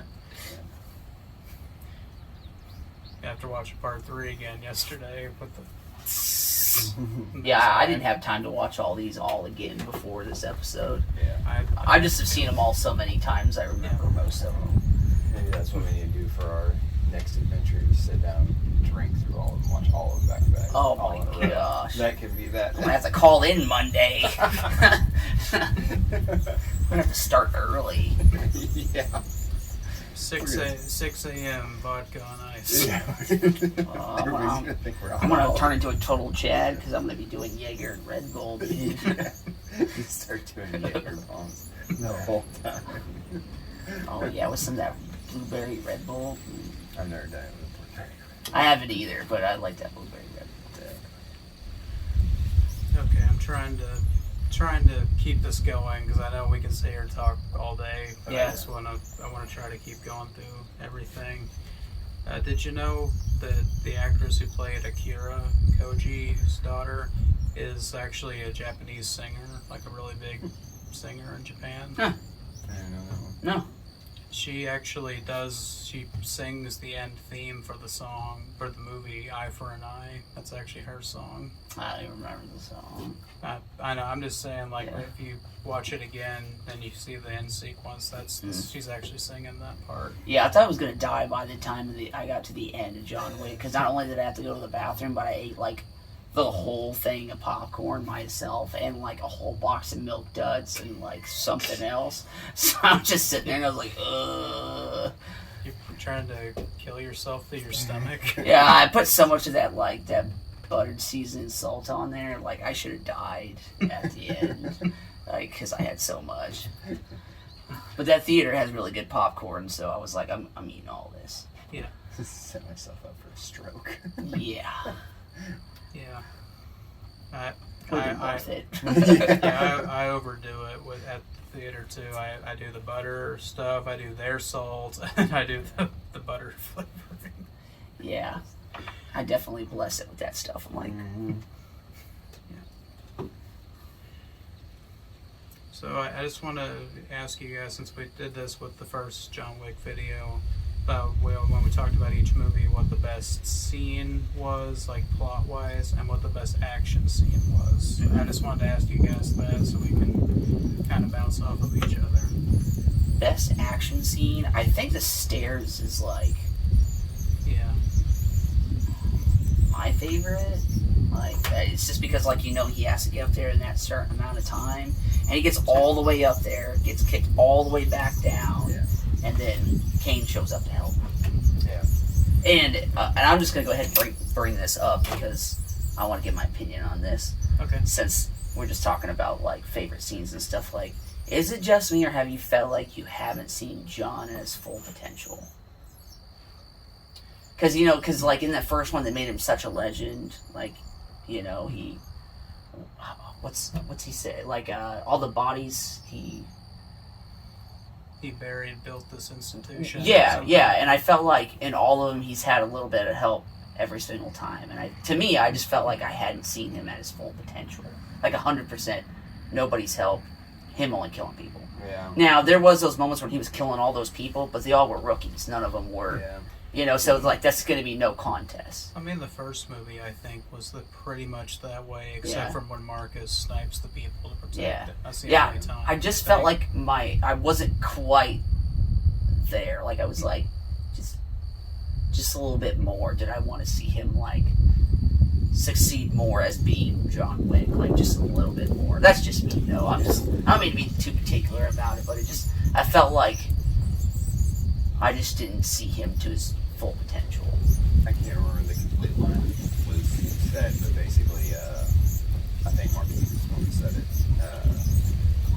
It may not have been, but about, you know, there's 3 types of men or whatever that, you know, and Kane had all those things to live for.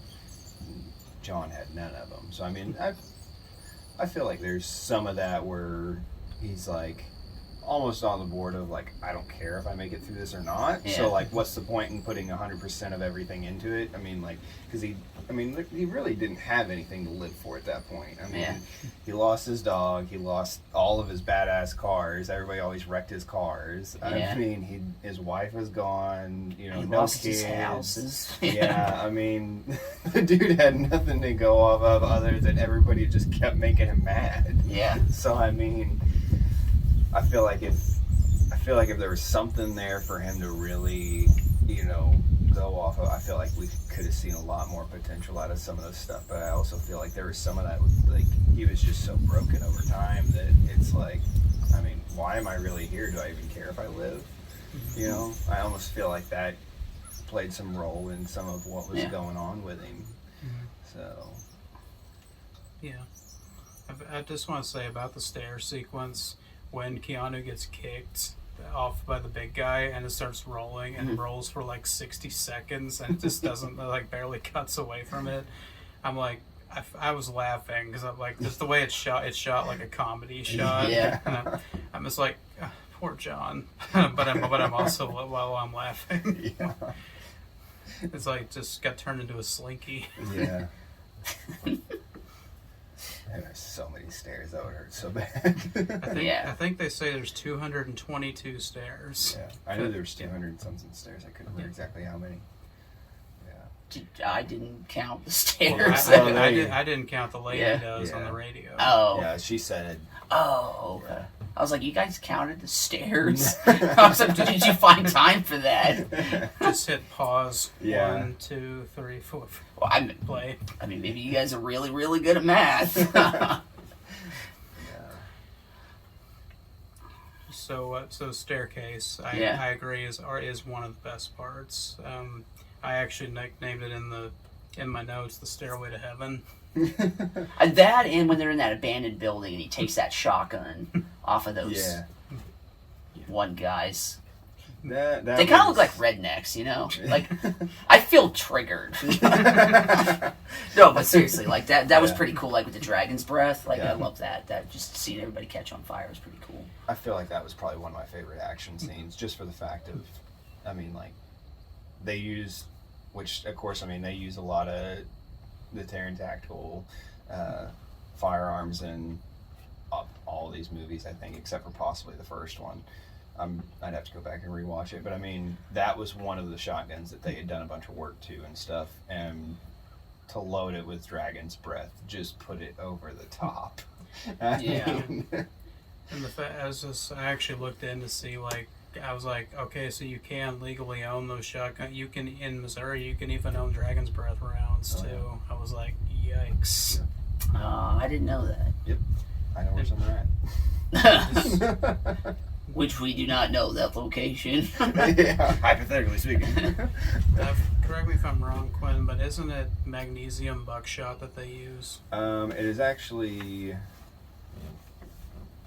It's not necessarily buckshot. It is magnesium, almost just chunks and shavings in it. Like shrapnel. Yeah, basically, it is. Yeah, it's more shrapnel than it is actually. I know there's some shot in it, I'm sure, but it's mainly because you're not going to get the full flame burst out of the end of it if it was just a couple pellets that was burning. I mean, there is a lot of shrapnel involved in those, and that's where you get the large fireballs from. Just imagining, like, it's a shotgun that you could literally one shot burn somebody's house down. Like, that's kind of nuts. I'm gonna say that doesn't work. Hypothetically speaking, that does not work.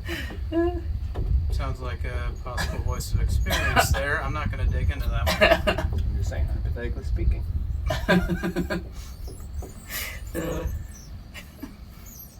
But yeah, both of those are on my list as like things just like that were crazy. Yeah. Gwen, were you like a top one for you, or? I really like the way that scene was filmed, because I mean, like, with a lot of, and I thought that was a really interesting scene, the way that they filmed it, because it was actually top view, almost like third person video game. Yeah. because it showed like they were inside the building, but you could see in all the different rooms and stuff because it was still aerial view. Yeah. I thought that was really interesting how they filmed that. I really liked how that was done. That was a drone shot, by the way. Yeah. Which I thought was pretty cool. Yeah. Was that a drone shot, really? Mm-hmm. Huh. That's how it followed them like through the Yeah. whole building. Yeah. That was probably one of my favorite action scenes. Between that one and whenever they were, I can't remember, whenever they were all in the cars and everything. The Arc de Triomphe. Yeah. Yeah. Yeah, that was a really good one. Those two would probably be definitely my top two favorite. Did you know that the Arc de Triomphe scene wasn't originally in the movie? That they literally did that, like they dared themselves to try to do that sequence with like 200 stunt drivers. Oh my god. Wow. That, And- yeah. And they literally just like him, let's see if we can do this. If we can do this, we'll put it in the movie. If we can't, we'll just scrap the idea. That was like just a late addition to the movie. I mean, just imagine how many, because there was a lot of cars involved in that scene. I mean, Yeah. a lot of people, a lot of moving vehicles, there's just a lot to that scene. That would be very, very difficult to pull off. And not even just that, but I mean, like, I'm assuming that they probably would have had to actually do that in the street there. I mean, like, it would be very difficult to replicate that entire layout. I mean, I know they can do it and they could do it, but I mean, like, it is definitely.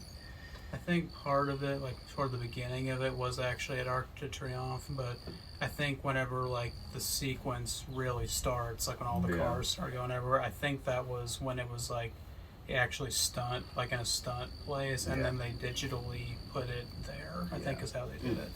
Yeah. Which it's fine. It's like pretty seamless, but Yeah. I think that's how they had to have done that. I would almost think so, but there's a lot to go into that. And for them to even use that area, I mean, like, imagine trying to go and be like, hey, we want to film this, we need to shut this all down for filming for a day or They probably just whatever. showed up with, this is for a John Wick movie. They were like, okay. Yeah.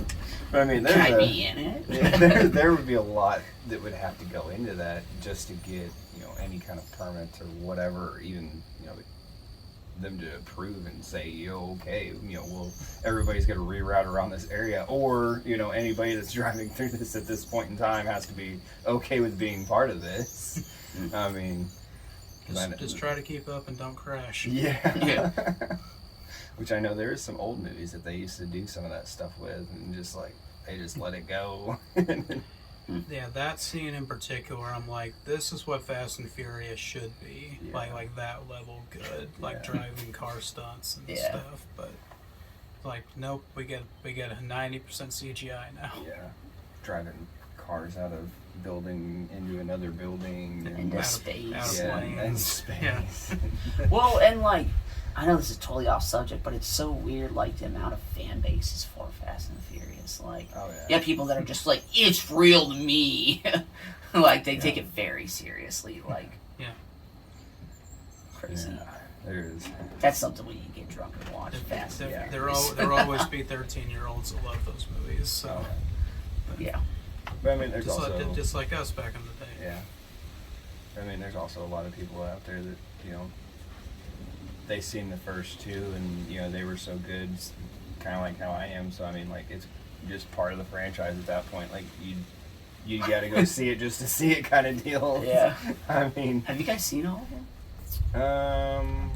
I think I have. I don't Yeah. think that I have. I don't think I've seen the last one, Okay. and I know it's not really part of it, but Hobbs and Shaw, I have not seen that one. I haven't seen that one. I have to say, Hobbs and Shaw actually pretty decent, even though there's a lot of CGI bullshit, like on all the modern ones. Yeah. But like it's kind of a simple story, just two guys working together to save the world, kind of thing. Yeah.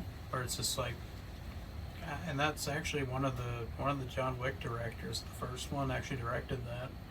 That's why the action looks really good in it. Like when it's not the finale part, like Yeah. up until that's when it gets nuts. But up like the hand-to-hand stuff was all pretty good in it. Yeah. We're getting off topic, but Yeah. I just wanted to say something. I wanted to feel like a relevant part of the conversation. Okay, so I've just got a few things I'm gonna just go through here right quick, and then we're gonna get to the ending. Because this bench is hurting my booty, man. I'm sorry. We work with what we got. Yeah. We'll just crack this baby out. We have 1 hour today, so help us The watch. sooner you eat. Yeah, also don't let the wind blow it away. That would be very bad. It's sturdy enough. Maybe not. It'll be alright. Just stick the little studs in the holes, see if that stops. I think it's in the holes. That's what she said. Oh, yeah. We were all thinking it, Quentin.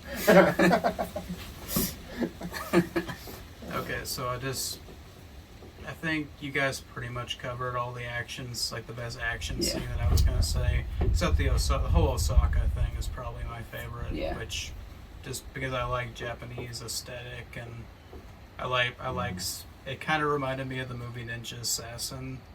Yeah, them definitely using the bow and arrow wasn't something I was like expecting to see in a John Wick movie. Like that nunchucks, like those are the two things, the last things I would see in a John Wick movie. I was like, okay. Yeah, which I think, well, the 3, they were, horseback? Yeah. At one point? So, I mean, yeah, that's another one. They've thrown some different stuff in you for some curveballs. Yeah. So I just want to briefly talk about the music. We even talked about it a little bit earlier, but I think the John Wick movies have really strong musical scores through all of them, and there's always a little bit of variation between each one. Yeah, they all kind of sound the same to me, but it's just me though. But there's one sequence of music that I just absolutely love, and like when the song started playing, I was like I'm in, you know, like when the action scene started. First one, it's in Paris where we get to the DJ radio host lady, which I was like instantly that's really a cool idea that there's like assassin radio. Of course, because there's assassin everything. Yeah.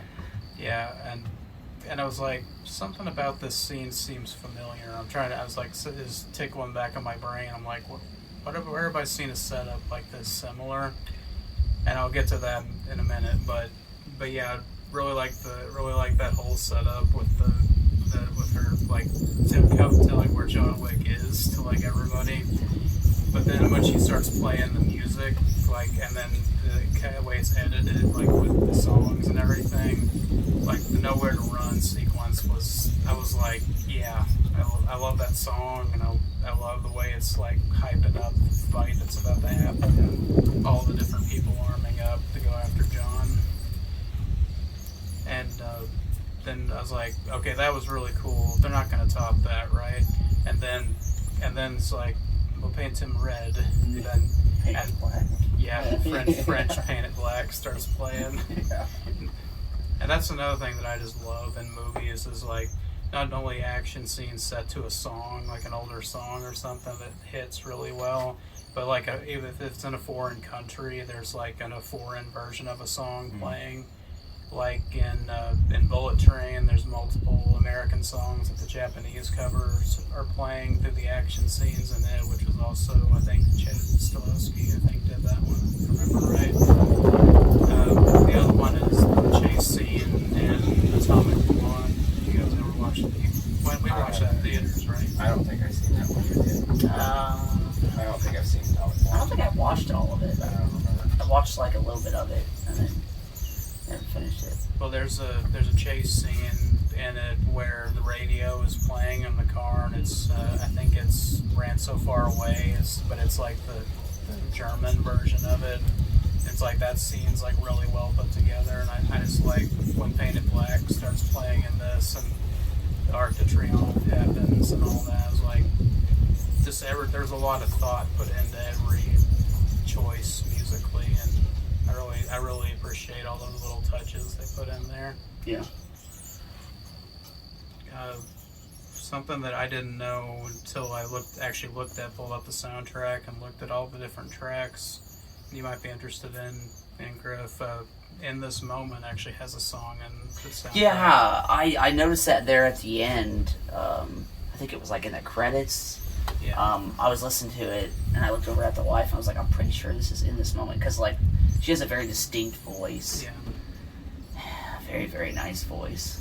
And, like, I was listening to it, and I'm like, I swear this sounds like in this moment. And then, like, when it got to the end, and it showed, like, music in this moment, I was like, there it is.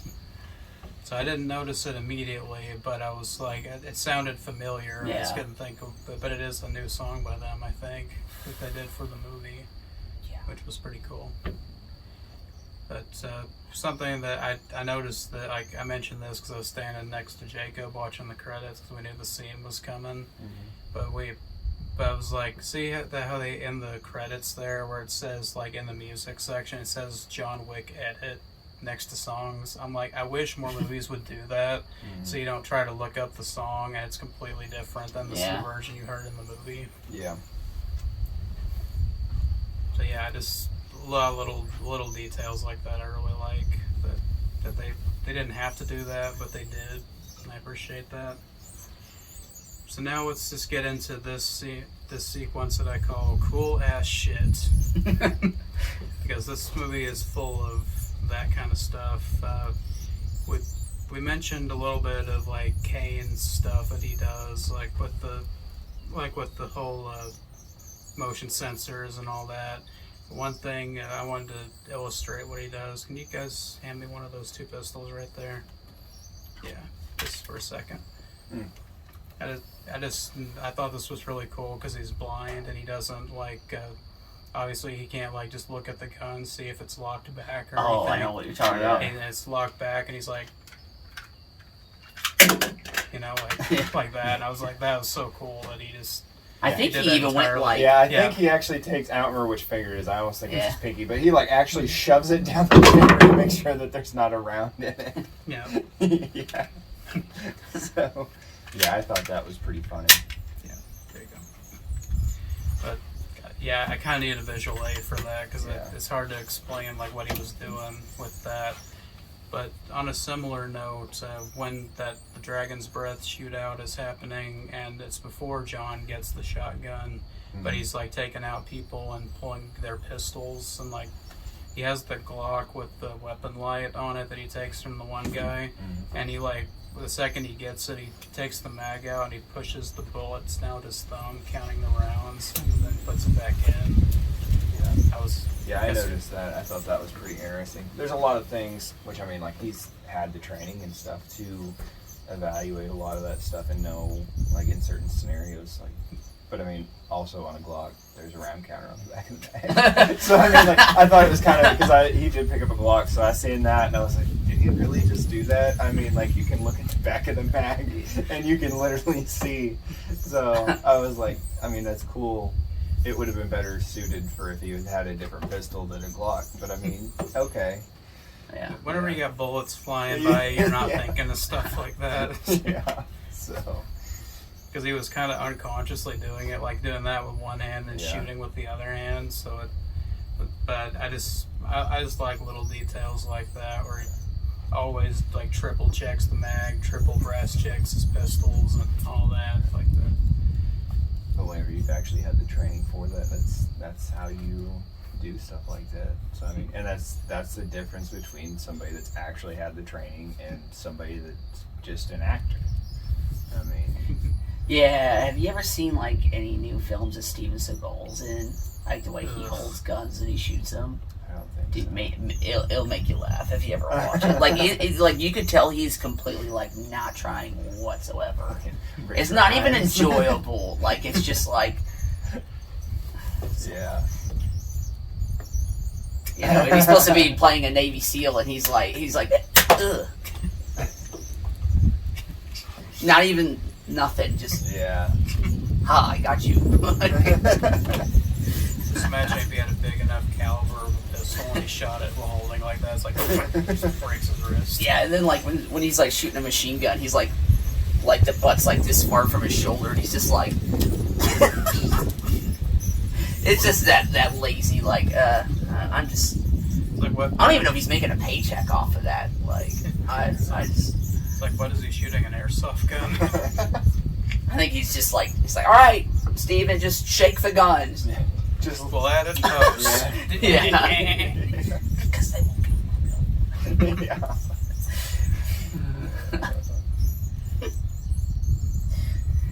But yeah, we kind of went over the whole all the dog tracker stuff. I didn't know when we were going to talk about that, but the backpack with the Glock and the Kevlar and the rifle and everything. Yeah, really liked that. Every scene with the dog was great. Did you expect her to piss on the guy's head? No. That was definitely Yeah, that was pretty good. something to make you smile at, make you laugh. Yeah, because this movie is just unexpectedly funny in moments where you're not expecting it, and then it's like, were there any moments that you actually like punched the air while watching the movie? Because there were like 3 for me in this. No, I would have threw my popcorn. So it was just like, I Gollum, just like making sounds over there, and my wife's like, shh. Like Schmeagol in their brain. But yeah, the one of the fist bump moments was like when Kane and Tracker both got in like hit Chitty with all they had, like the Kane with the sword and the pencil, and then he's like injured, like trying to reach for the gun. He's like shit, and the dog jumps on him and starts ripping his nuts off, and then Tracker's like, "You hit my puppy." Yeah. Blows his head off. But yeah, that was like that villain death. I was that fist bump because I was like, that was like the perfect way of doing that. So everybody kind of got a piece of him. Yeah. Let's see. Then we mentioned Scott Adkins doing the shit that he does in a fat suit. Yeah. I want to say, like, he's a very over-the-top character, so but the one detail I thought was a little much was the inhaler. Yeah. I was like, I mean, doing it once was kind of funny, like, when he's at the table, just, like, as he's, like, excited, you know, he's, like, and he's a big guy, so he probably has trouble breathing. But then, like, when John and him are fighting, and it's, like, round 3, and he's just, like... I'm just like, come on, dude. This is too silly. Which I feel like it fit pretty good in it, because there was a point in that where I was like, he's sitting at a table and he has to use an inhaler, but you're gonna run out of that building after getting shot in the ass and run through this big crowd of people and all this stuff and get into this big fight and everything. And I'm like, you're not gonna use an inhaler through all of this? And then all of a sudden he does pull it out, and I'm like, all right, okay. Yeah, I'm all in on crazy performances. Yeah. So Yeah. I was okay with it, but I was just like, that's a little much. Yeah. Like the bad toupee, the fat suit, the gold teeth were all a lot, but then that was kind of over the top. Well, also John Wick films, I feel like you can kind of not take them too seriously because it's kind of already over the top. Yeah. Yeah. So I think that's through that section, but I just wanted to talk about references to other movies that this movie does. The Nowhere to Run sequence and the radio announcer, the movie I couldn't think of that it was homaging. It's The Warriors. There's a scene like the first 10 minutes, I think, of the movie where like that's when everybody starts to go after the Warriors. Like all the gangs in the city are assembling to go after them. But it's set to that song, and there's even a black announcer lady on the radio saying this hit goes out to the Warriors from all their friends and whatever. Like one gang sent that as a request, as a calling them out, like that we're coming for you. Yeah. I haven't seen The Warriors in a long time, so I don't remember. So I don't know on that one. But I just rewatched it this week because I remembered that that's what the scene was from, and I wanted to rewatch it anyway because I hadn't seen it since I was like in high school.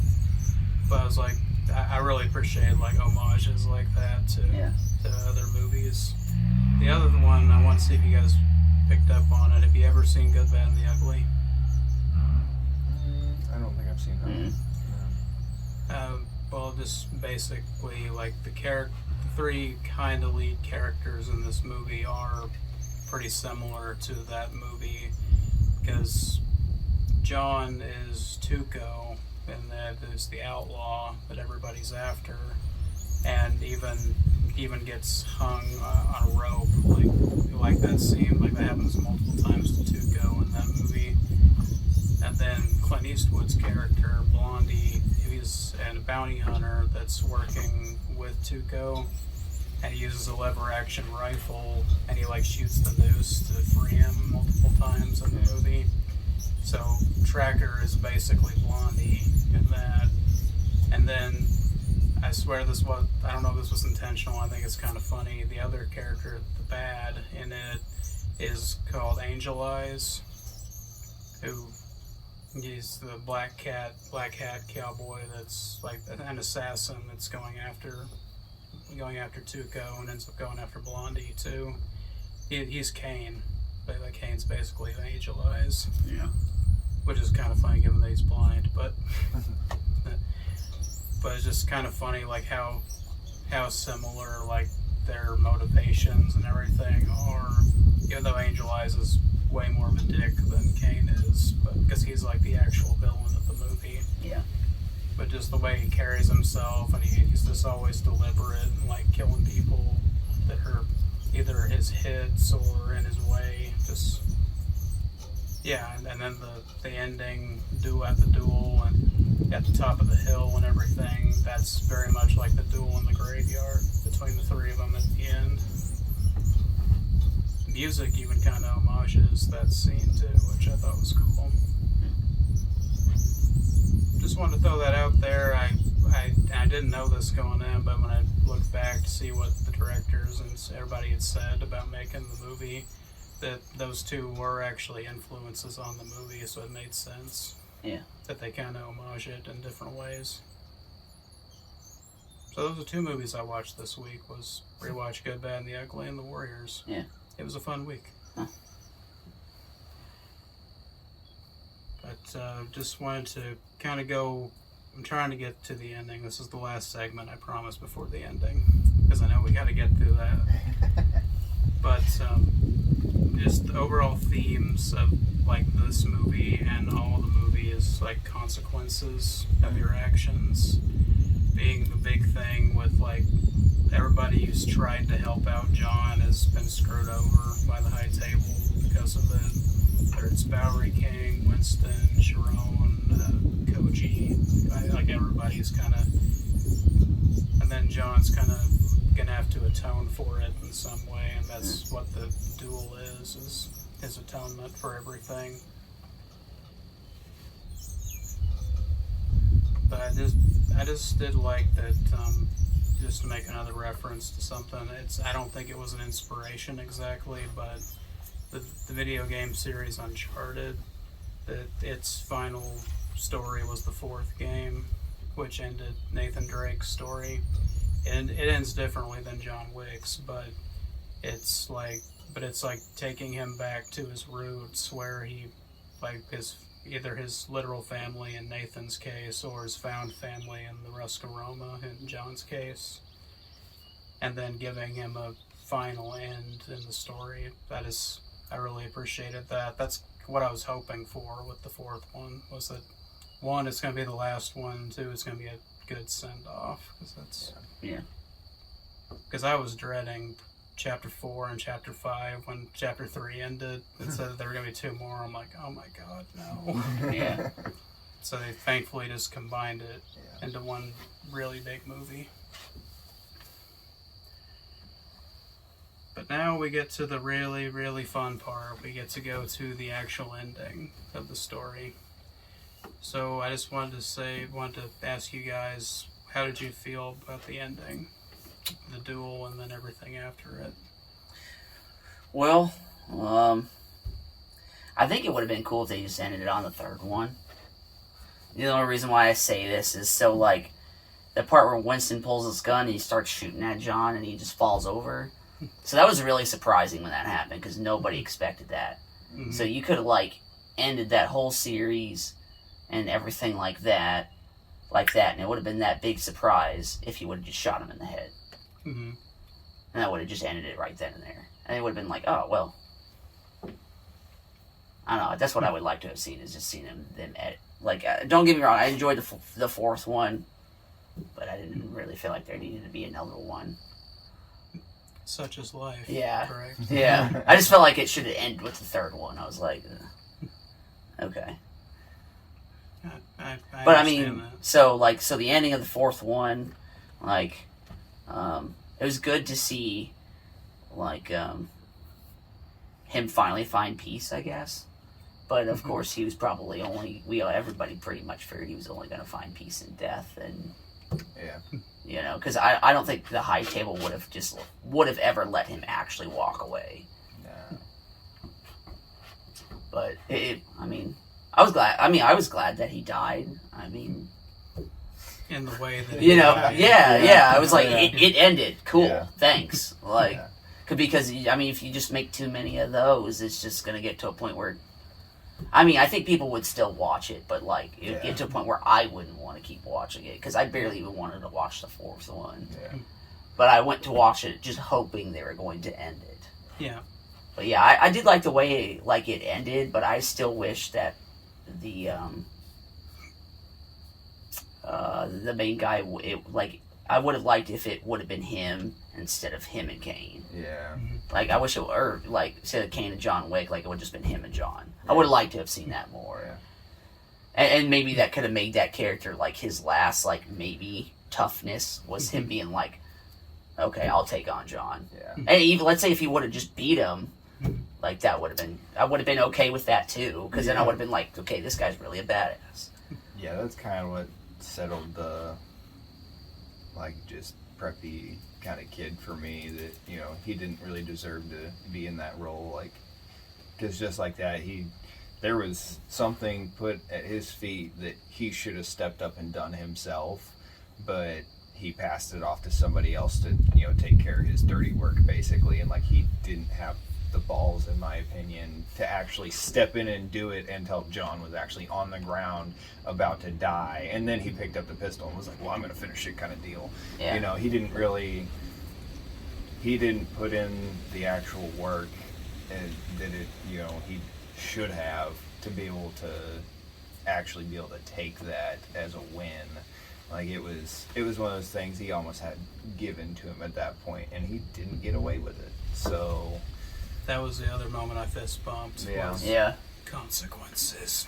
yeah, Yeah. I thought that was funny because whenever it first happened, I was like, that was only one shot. Ryan, I was just like, he Yeah. didn't shoot. Yeah, like, as soon as that went down, I was like, all right, there's something gonna go on, and I'm like, and then whenever he actually stepped in and took the pistol from Kane, I was like, I see where this is going now. So. Yeah, John, just like the way Winston played in against his ego in the earlier part of the movie, John played against his ego too. Yeah. Yeah. There was a couple of things about that ending scene that I thought was, and just some of like the minimal, like the small details that was put into this movie. Because like, obviously, like, he's got his Kevlar suit and everything, like, and if you paid attention to the movie as he's taking it off, because they didn't allow any kind of armor or anything, they basically stripped down, and it was a traditional style duel. Whenever he took off his jacket and everything, you could hear the bullets falling out of it, hitting the concrete, and I was like, that's was pretty cool. cool. Yeah. So A little something extra they threw in there for you. Yeah. So, yeah, I thought that was pretty interesting. Yeah, I like that even though they basically tell you the whole plot in that one trailer when they explain that the duel is what's going to happen, I like that they just let it play out, basically, and then just the one twist was that his ego got the better of him, and that's when Murray got his head blown off. Yeah. Yeah.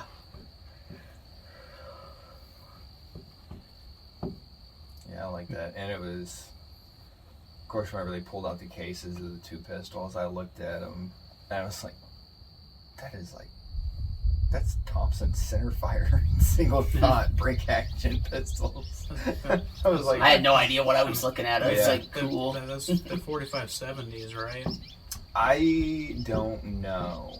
I need to actually look at that. Because I was pretty sure when I saw them, I was like, those are like the rifle cartridges you load into those pistols, and They have them in pistol and rifle cartridges. So I almost think that they were.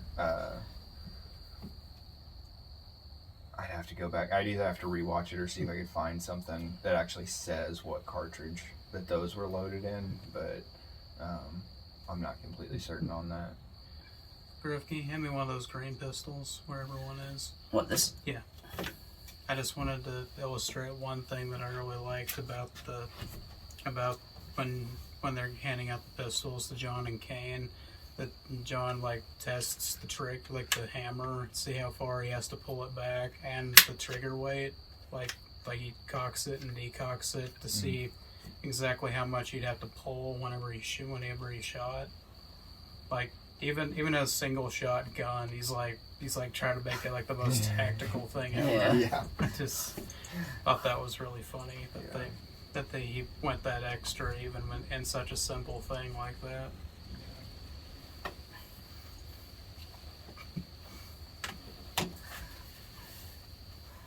But yeah, when the ending happened, you guys were expecting and were all right with John dying. Yeah, I was. Yeah.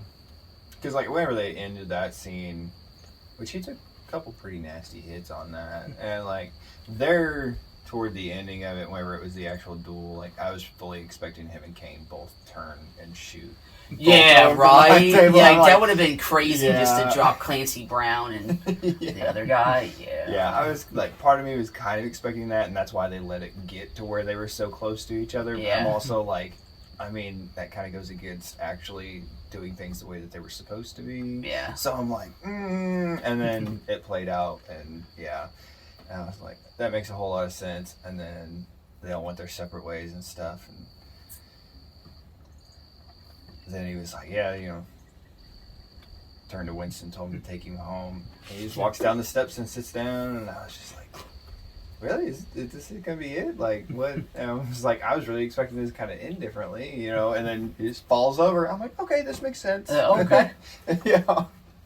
So, but I yeah, thought maybe he was going to carry him to like the new Continental, and he was going to be like yeah, one of the workers or something like that. yeah, because I was like, I had no idea what they were going to do. yeah, I knew if they let him live, there'd be another one. So I'm like, I mean, Yeah.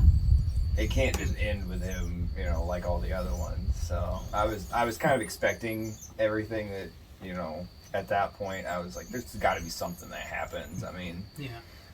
so But yeah, you mentioned that, you know, like I said earlier, John doesn't have very many lines in this movie, but that line and then his very final line are probably the two most important, I think. The whole "take me home, Winston" thing, that also kind of gets like the father-son relationship thing a little bit too. But then his final word is Helen. So that, you know, that seems to be like a common thing, not only in fiction, but like in real life. When people die, they call out to like the person they love most, like if they realize that they're dying. I just thought that was very poetic, the way that ended. I was like, I just want one scene, one flashback of him and Helen one more time, and then he says her name and it flashes to her again. I was like, perfect. That's all I wanted. Just. And do you see like exactly where he dies, where he falls over? Like symbolically is really interesting. Because it's on the Sacre Coeur stairs, where Sacre Coeur is the church, and then the stairway, and then down where he came from. It's like he died literally halfway between heaven and hell. Yeah. Which I didn't give any thought on that. I was like, he died on the stairs. Yeah. I don't think as deeply as other people. I'm just like, he's dead. well, it's mostly because of what Winston and King say in the cemetery. In the next scene, it's like, where do you think he is? In heaven or hell? And he's like, and Winston's like, I don't know. But there's one moment in the cemetery scene, since we're talking about that now, that I was like, there must have been some kind of edit or something, like re-edit of this scene, because of this one shot felt kind of out of place. And then I looked into it, and it was re-edited. The scene where they're talking about where he is, and then Winston says, "I don't know," and John's dog looks away, like away from them for a second. And I'm just like, in the original version, I think John was alive, and the dog, because the dog has like a supernatural connection to him. Because in the end of the third one, after he fell, the dog ran out of the hotel and found him. Like that, I was like, they did some kind of edit there where that's not how that scene played out originally. Yeah.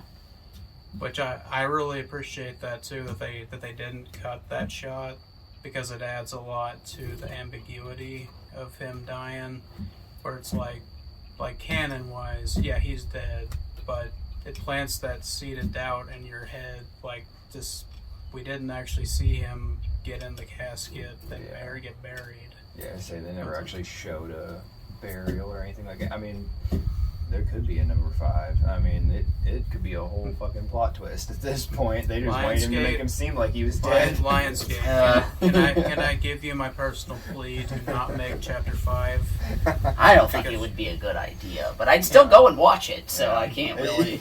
I still would go.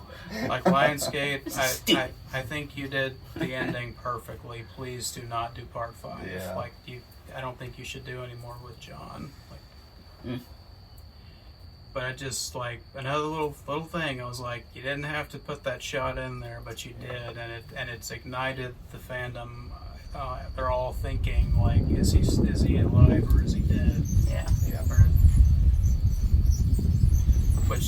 There's a scene in Dark Knight Returns, Frank Miller, Batman. That's the one where he gets the mech suit and he fights Superman. At the very end, it ends with Bruce Wayne's funeral. And then Clark is like walking away from him, and then he hears a heartbeat. He just turns around for a second, and then just keeps walking. And then faked his death, and now he's like leading a vigilante army underground. I was like, I always liked that ending a lot for Batman. So I was like, that's kind of a cool ending. That even though it's not exactly the same, it's the same kind of idea where it's like, yeah, he's dead, but story is going to continue even when the movie ends. Yeah. So did you want to talk about the extended scene? Oh, yeah. About the scene that was cut, that was like the way it was supposed to be.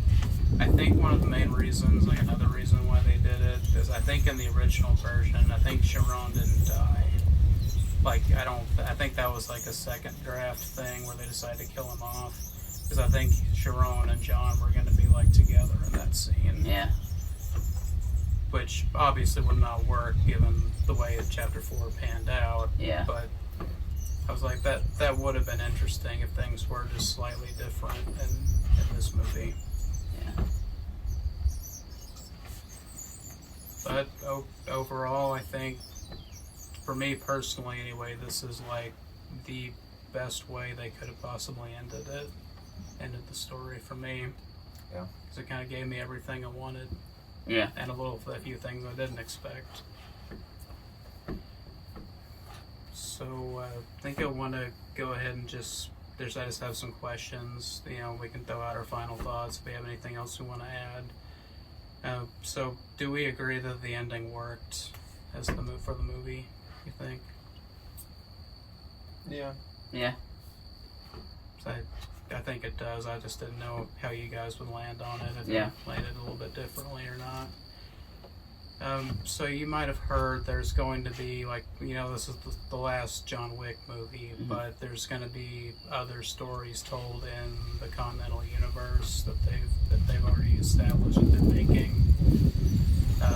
One of them is The Continental, which is a TV show. I think it's going to be on Peacock or something like that. But it's about Winston, like, in his rise to power. Yeah. Like, and back when he was younger.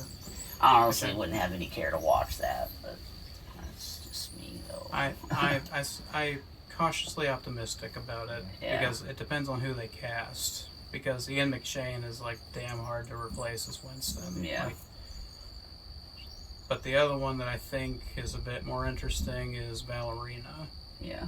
which is gonna be just gonna tie into the plot line with the director that was in John Wick 3, and the girl is actually in John Wick 3. She's the one that's dancing on stage whenever John and her are talking, and she mentions her name, and I was like, I didn't catch that until this last time I watched it. I was like, oh, that's Ana de Armas's character that's going to be in the new movie. Yeah. Apparently they shot it like at the exact same time they were shooting part 4, because it actually takes place between part 3 and 4, but it's just a separate part of the universe. Because John, Winston, and Sharon are all supposed to be in it. Yeah, he's supposed to make an appearance in that one. Which, if my audience or you guys have ever seen No Time to Die, I want to see Ana de Armas do more action, because the one scene she's in, she kicks ass in that movie, and she does it in a dress even. So, like dual wielding the pistol and the machine gun in a dress. So I was like, that was like her audition tape right there. But yeah, I just wanted to know if you guys were looking forward to those. I'm cautiously optimistic about the Continental. I am really interested in Ballerina. I'd probably watch that one, but I wouldn't care about the TV show one. If I do watch it, it's going to be like I buy 1 month of Peacock after it's all out and just watch it all in one day. Yeah. Watch the whole thing and then just like cancel subscription. Yeah, Peacock doesn't have anything I want to see, so I don't subscribe to something until I watch one thing. Yeah. That's a smart decision. Yeah, that's just how I am. I'm very, very picky on subscribing to something. So, talking about spin-offs right quick, is there any kind of spin-off in the Continental universe you would want to see? Like maybe an avenue of the universe they haven't explored or anything that... No, I don't really have much interest in anything else anything else they would try doing. Like, I'd watch the Ballerina one, but like... Obligation. Yeah, it'd be like maybe when it comes out on DVD, unless if the commercial really sold it to me, but it's just one of those things. I've seen enough of it, I'm good. And that's but I'm totally sure fair. probably the rest of the other fans were like, if they put out anything, I'd watch it. Like, that's just me. I mean, I feel like if they were gonna do anything, they'd end up doing like a prequel and show like what you were saying, like the beginning point of John Wick. Like whenever he was at his prime, had everything. Oh, gotcha. I mean, yeah. like I feel like that would probably be, and like where the whole thing started. I mean, like as far as like where he came from, you know, all of his training, everything he came through to get to the point that he was, to be the legend that he is, and you know how the whole Continental and everything came about. Just the whole beginning story. I mean, because we didn't really get any of that. I mean, they tell some like bits and pieces of different stuff, but I mean, like they never showed, you know, scenes back to where it all originally started. I mean, everything's got to start somewhere. So I feel like if they'd done something like that, that might be something interesting that I would be curious to see. Yeah, it's something that I'm kind of 50-50 on if I want to see this or not, but because it's never really delved into very deeply in the movies, and I think that's maybe the strength of the movies is they don't reveal like hardly anything.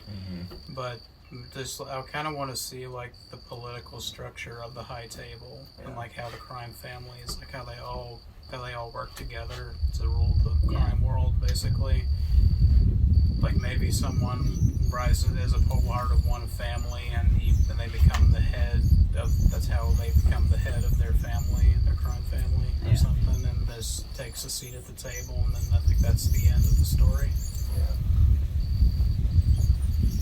Just a different avenue that I think, like, one thing that kind of worries me about Ballerina is that it is a revenge story, because it's about her family that got killed by somebody, and it's her training to seek vengeance, which, like, okay, I'll watch it, but I'm like, we kind of seen this already, like, multiple times, so we need to throw something in there that's a bit new. Yeah.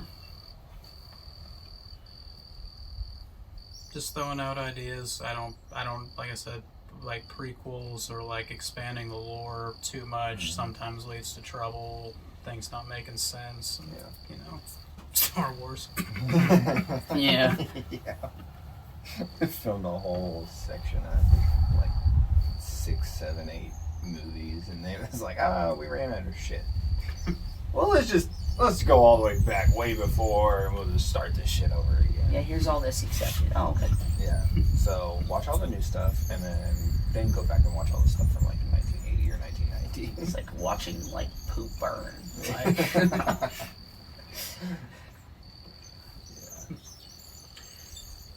Okay, so I just have a couple other things. First thing, who do you think is like what is the best movie out of all of them? You think? ooh, I think my favorite is like.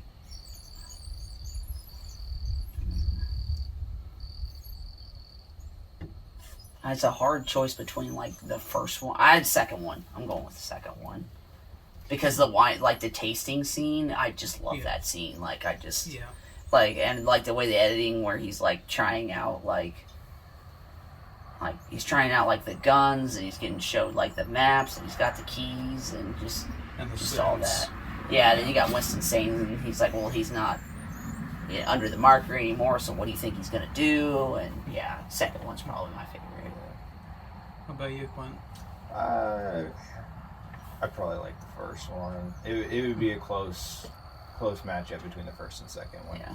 The first one, just the fact, I mean, it is the first one. I mean, it started it all, and just like over something that would seem fairly minor of the fact, and then he just goes out in a garage and starts busting up his floor to pull out all of his stuff, and it's just like, it was, It just did something that none's done before yet. Yeah. So. It was something we'd seen before, but it was packaged in a new way, where we hadn't seen it executed exactly like that. Yeah. I don't think I've ever seen anybody seek revenge over a puppy. Not to that extent. Right. Yeah, right. Yeah. I mean, that was. As for my ranking, I really like all of them, similarly, but to me the first and the fourth are my favorites. Yeah. Just because I like a strong start and I like a strong finish. The other two, they kind of blend together, which is, I mean, I like the second one more than the third one, but they are, I understand the complaint that it's like literally a direct sequel, so it's literally like 1 4-hour movie. Yeah. But yeah, people in the comments, tell us your favorite Wick chapter, which one you think is the best, and or if you like them all, or if you don't like the John Wick franchise, just tell us that. If you did, I don't know why you're watching the video, but So one of the last things I wanted to just say and see what your guys' opinion on it is, they've announced that they're doing a John Wick video game. They're gonna like make a full-on like action-heavy John Wick style video game set in the Continental Universe and everything. I just wanted to kind of pitch you my idea, like what I would do if I was given that idea, like how to do it or what games to be kind of similar to. So obviously I want it to be kind of like Uncharted and Last of Us in the way that it's like a third person, it's like motion capture. I hate third person with a fucking passion. Yeah. Okay. I did play The Last of Us. I did like that game, but I hated that it was third person. I hate, I didn't like Last of Us, but so that's another opinion. Yeah. I hate third person stuff. Yeah. Filming wise, it's different, but playing as third person, absolutely hate it. I like first person shooters as far as gaming goes, because then you can actually, it's how you view something. So, I mean, I have to say I like third because I played a lot of Resident Evil, and that's all third.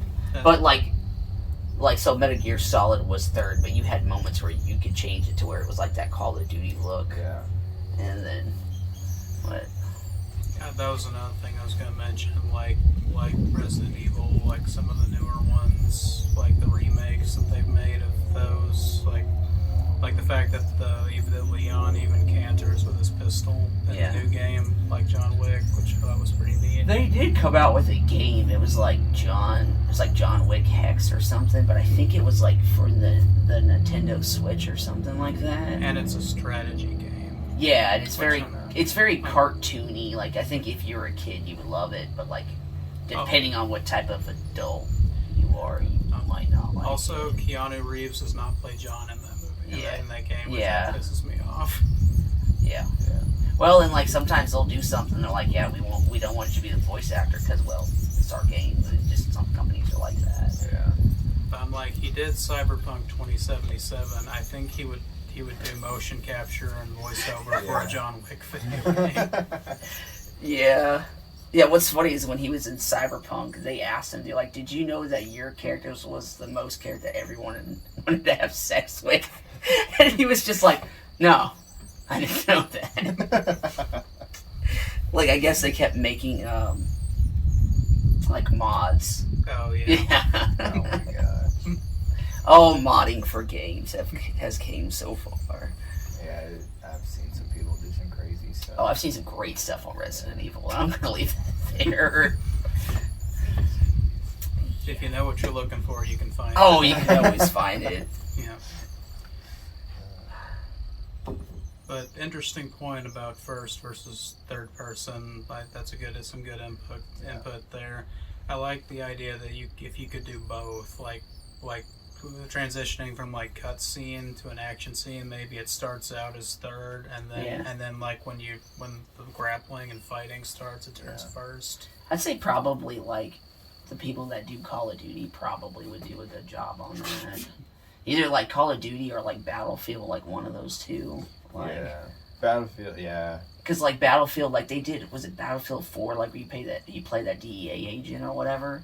That's a lot of. I think so. That's a lot of like you could come up to like a corner like with your pistol and your guy will like. Yeah, actually lean around. Yeah.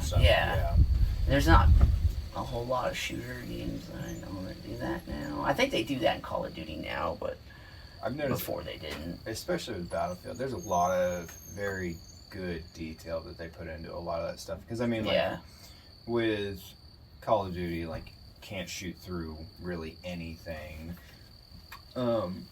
You know, if you shoot a building with an RPG or whatever, the building's still there. I mean, like in Battlefield, you know, a lot of those games, if you shoot a building with a tank or, I mean, like, and that's the other thing, you can get in and drive just about anything. Yeah. And, you know, you can fly, actually go around and you shoot a, building with an RPG or grenade launcher or tank or whatever. I mean, like, you can go around it and hit that building in multiple places. In most buildings, you can actually drop because, like, you're actually taking away the structure. They put in that detail to it, and you can switch between full auto and semi-auto and just all this different stuff. I haven't played Battlefield in a little while, so I didn't know that you could do that. Yeah, I mean, like, I actually got kicked off of a server once because the guy that I can't even remember, the guy that opened the server and started and, all that stuff and that was running it and everything, I was playing and came up behind him with a defibrillator and defibrillated him in the back and shoved him out of this, like, third-story building. And yeah. Shocking. Yeah, he didn't like that for some reason. So, but I mean, like, even things, and you can even do it to, like, your teammates and stuff. I mean, you can defibrillate somebody, kill them, and then hit them again with it and bring them back to life. I mean, there's a lot of stuff in that it can and will do the things that, it allows you to do, and there's a lot of detail in some of that stuff.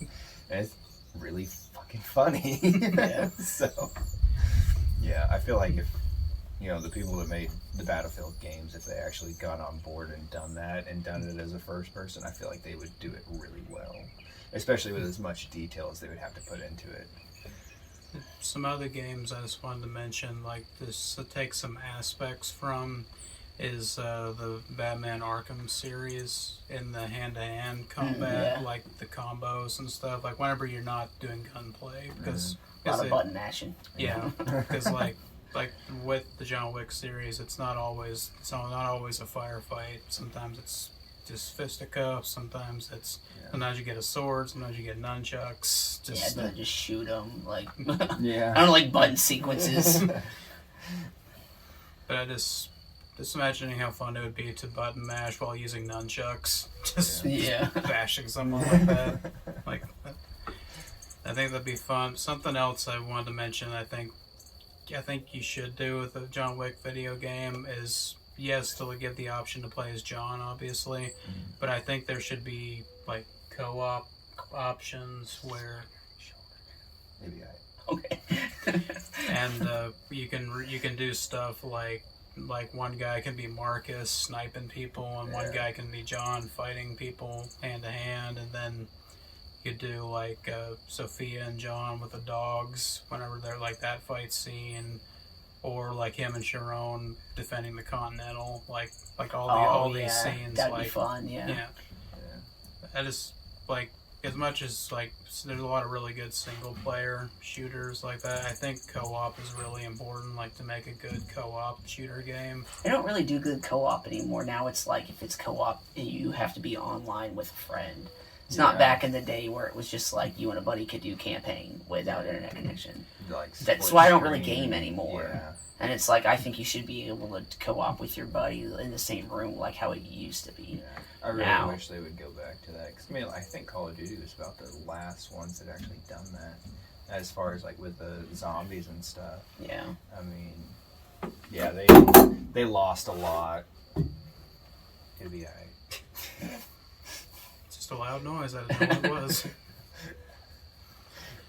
But yeah, I think these are all good ideas. I just wanted to open the floor because I know you guys played a lot of games, so I just want to see what you'd want from a John Wick video game, since they're finally doing like an actual action game. Yeah. Not some strategy bullshit nobody wanted. The redhead stepchild. It'll be like Final Fantasy. Like, is it like what is that? Is it like that turn?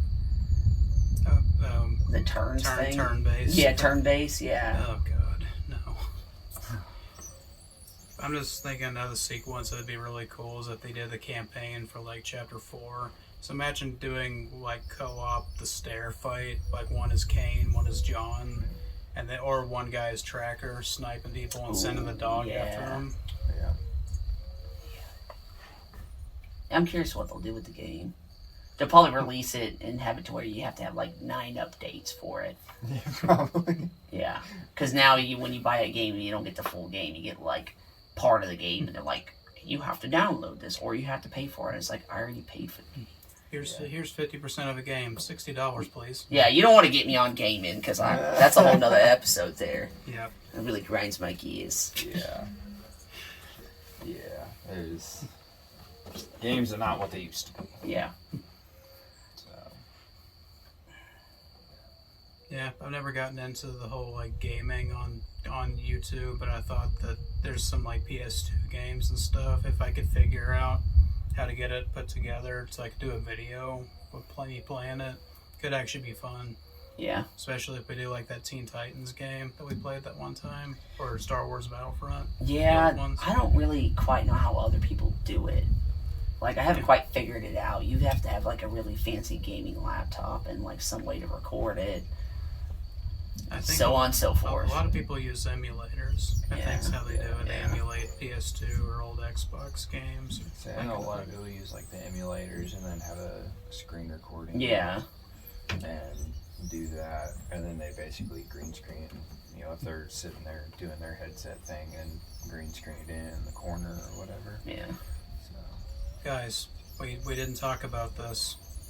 The after credits scene. We need to talk about that before we forget. I mentioned it. Yeah. Yeah, and then you said something about the scene wasn't in there, and I was like, I don't know what he's talking about. Well, I was talking about the dog scene in the graveyard. Yeah, no, that's not the scene I was talking about. Sorry. That's not the ending. No, you're good. I was just like, okay, well, all right. Well, Well, to all you people who didn't stay behind for the credits, let me spoil what happens.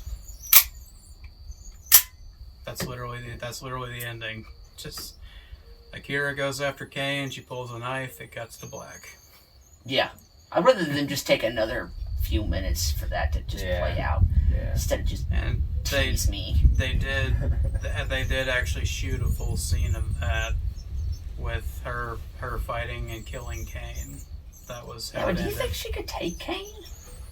I mean, he is blind, but I mean, he is a badass. So. Yeah, I think it would have been cool, like how they should have ended that. Just see him walk and an arrow just, and he just falls over, and then she's just like from a building, and she just like, yeah, just walks away. Because like, come on, he's gonna dodge an arrow. Like, come on. I mean, like, also you gotta look at it, like, they told him that he was free. They gave him that, and so like, he's probably let his guard down. No, he's not thinking anybody's gonna come back trying to kill him or anything. He didn't have his weapon cane either. It was just the wooden cane. Yeah. So I mean, like, he's probably not thinking that there's really any threat against him at that point. So really, anybody in the general public could come up and just stick him. So I mean, I like your idea of the arrow.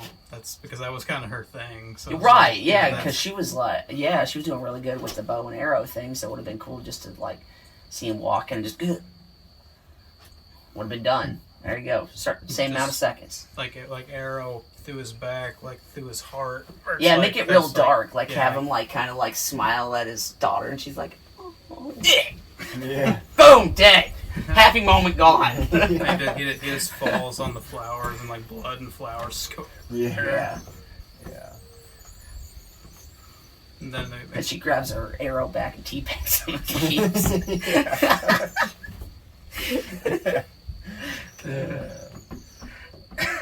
Fun times. Yeah. Fun times. Instead of peeing on him, Yeah. That would be a very weird scene. That'd be a weird twist. Well, this got weird. Yeah. That escalated so quickly. So, I mean, I think I've covered every single thing that I could possibly cover in this. I'm sure I forgot something, but that's... I think we we'll pretty talk much about got everything. Yeah. I think we've ran out of time anyway. Pretty So. much. Yeah. So, gentlemen, thank you for joining me. Quentin, it's nice to have you on for the first time. Yeah. Hope you if you want to do this in the future, just let me know. Yeah. It was a pleasure. Yeah. Any final thoughts you wanted to say about the franchise or anything? Or you good? I don't think so. No. Okay. Well, to my audience, thanks for sticking with us. I know this has been a long one, but you know, They're always long. They always are. It's okay. It's the final. It's the final one. I don't want to leave any stone unturned. But thanks as always for watching. Check out I'll leave Grif's stuff in the description. Let us know if you want to see Quentin back. If you got any suggestions, for us to watch or play or whatever. Yeah. Just we'll see what we can do. Thanks for being here, and be seeing ya.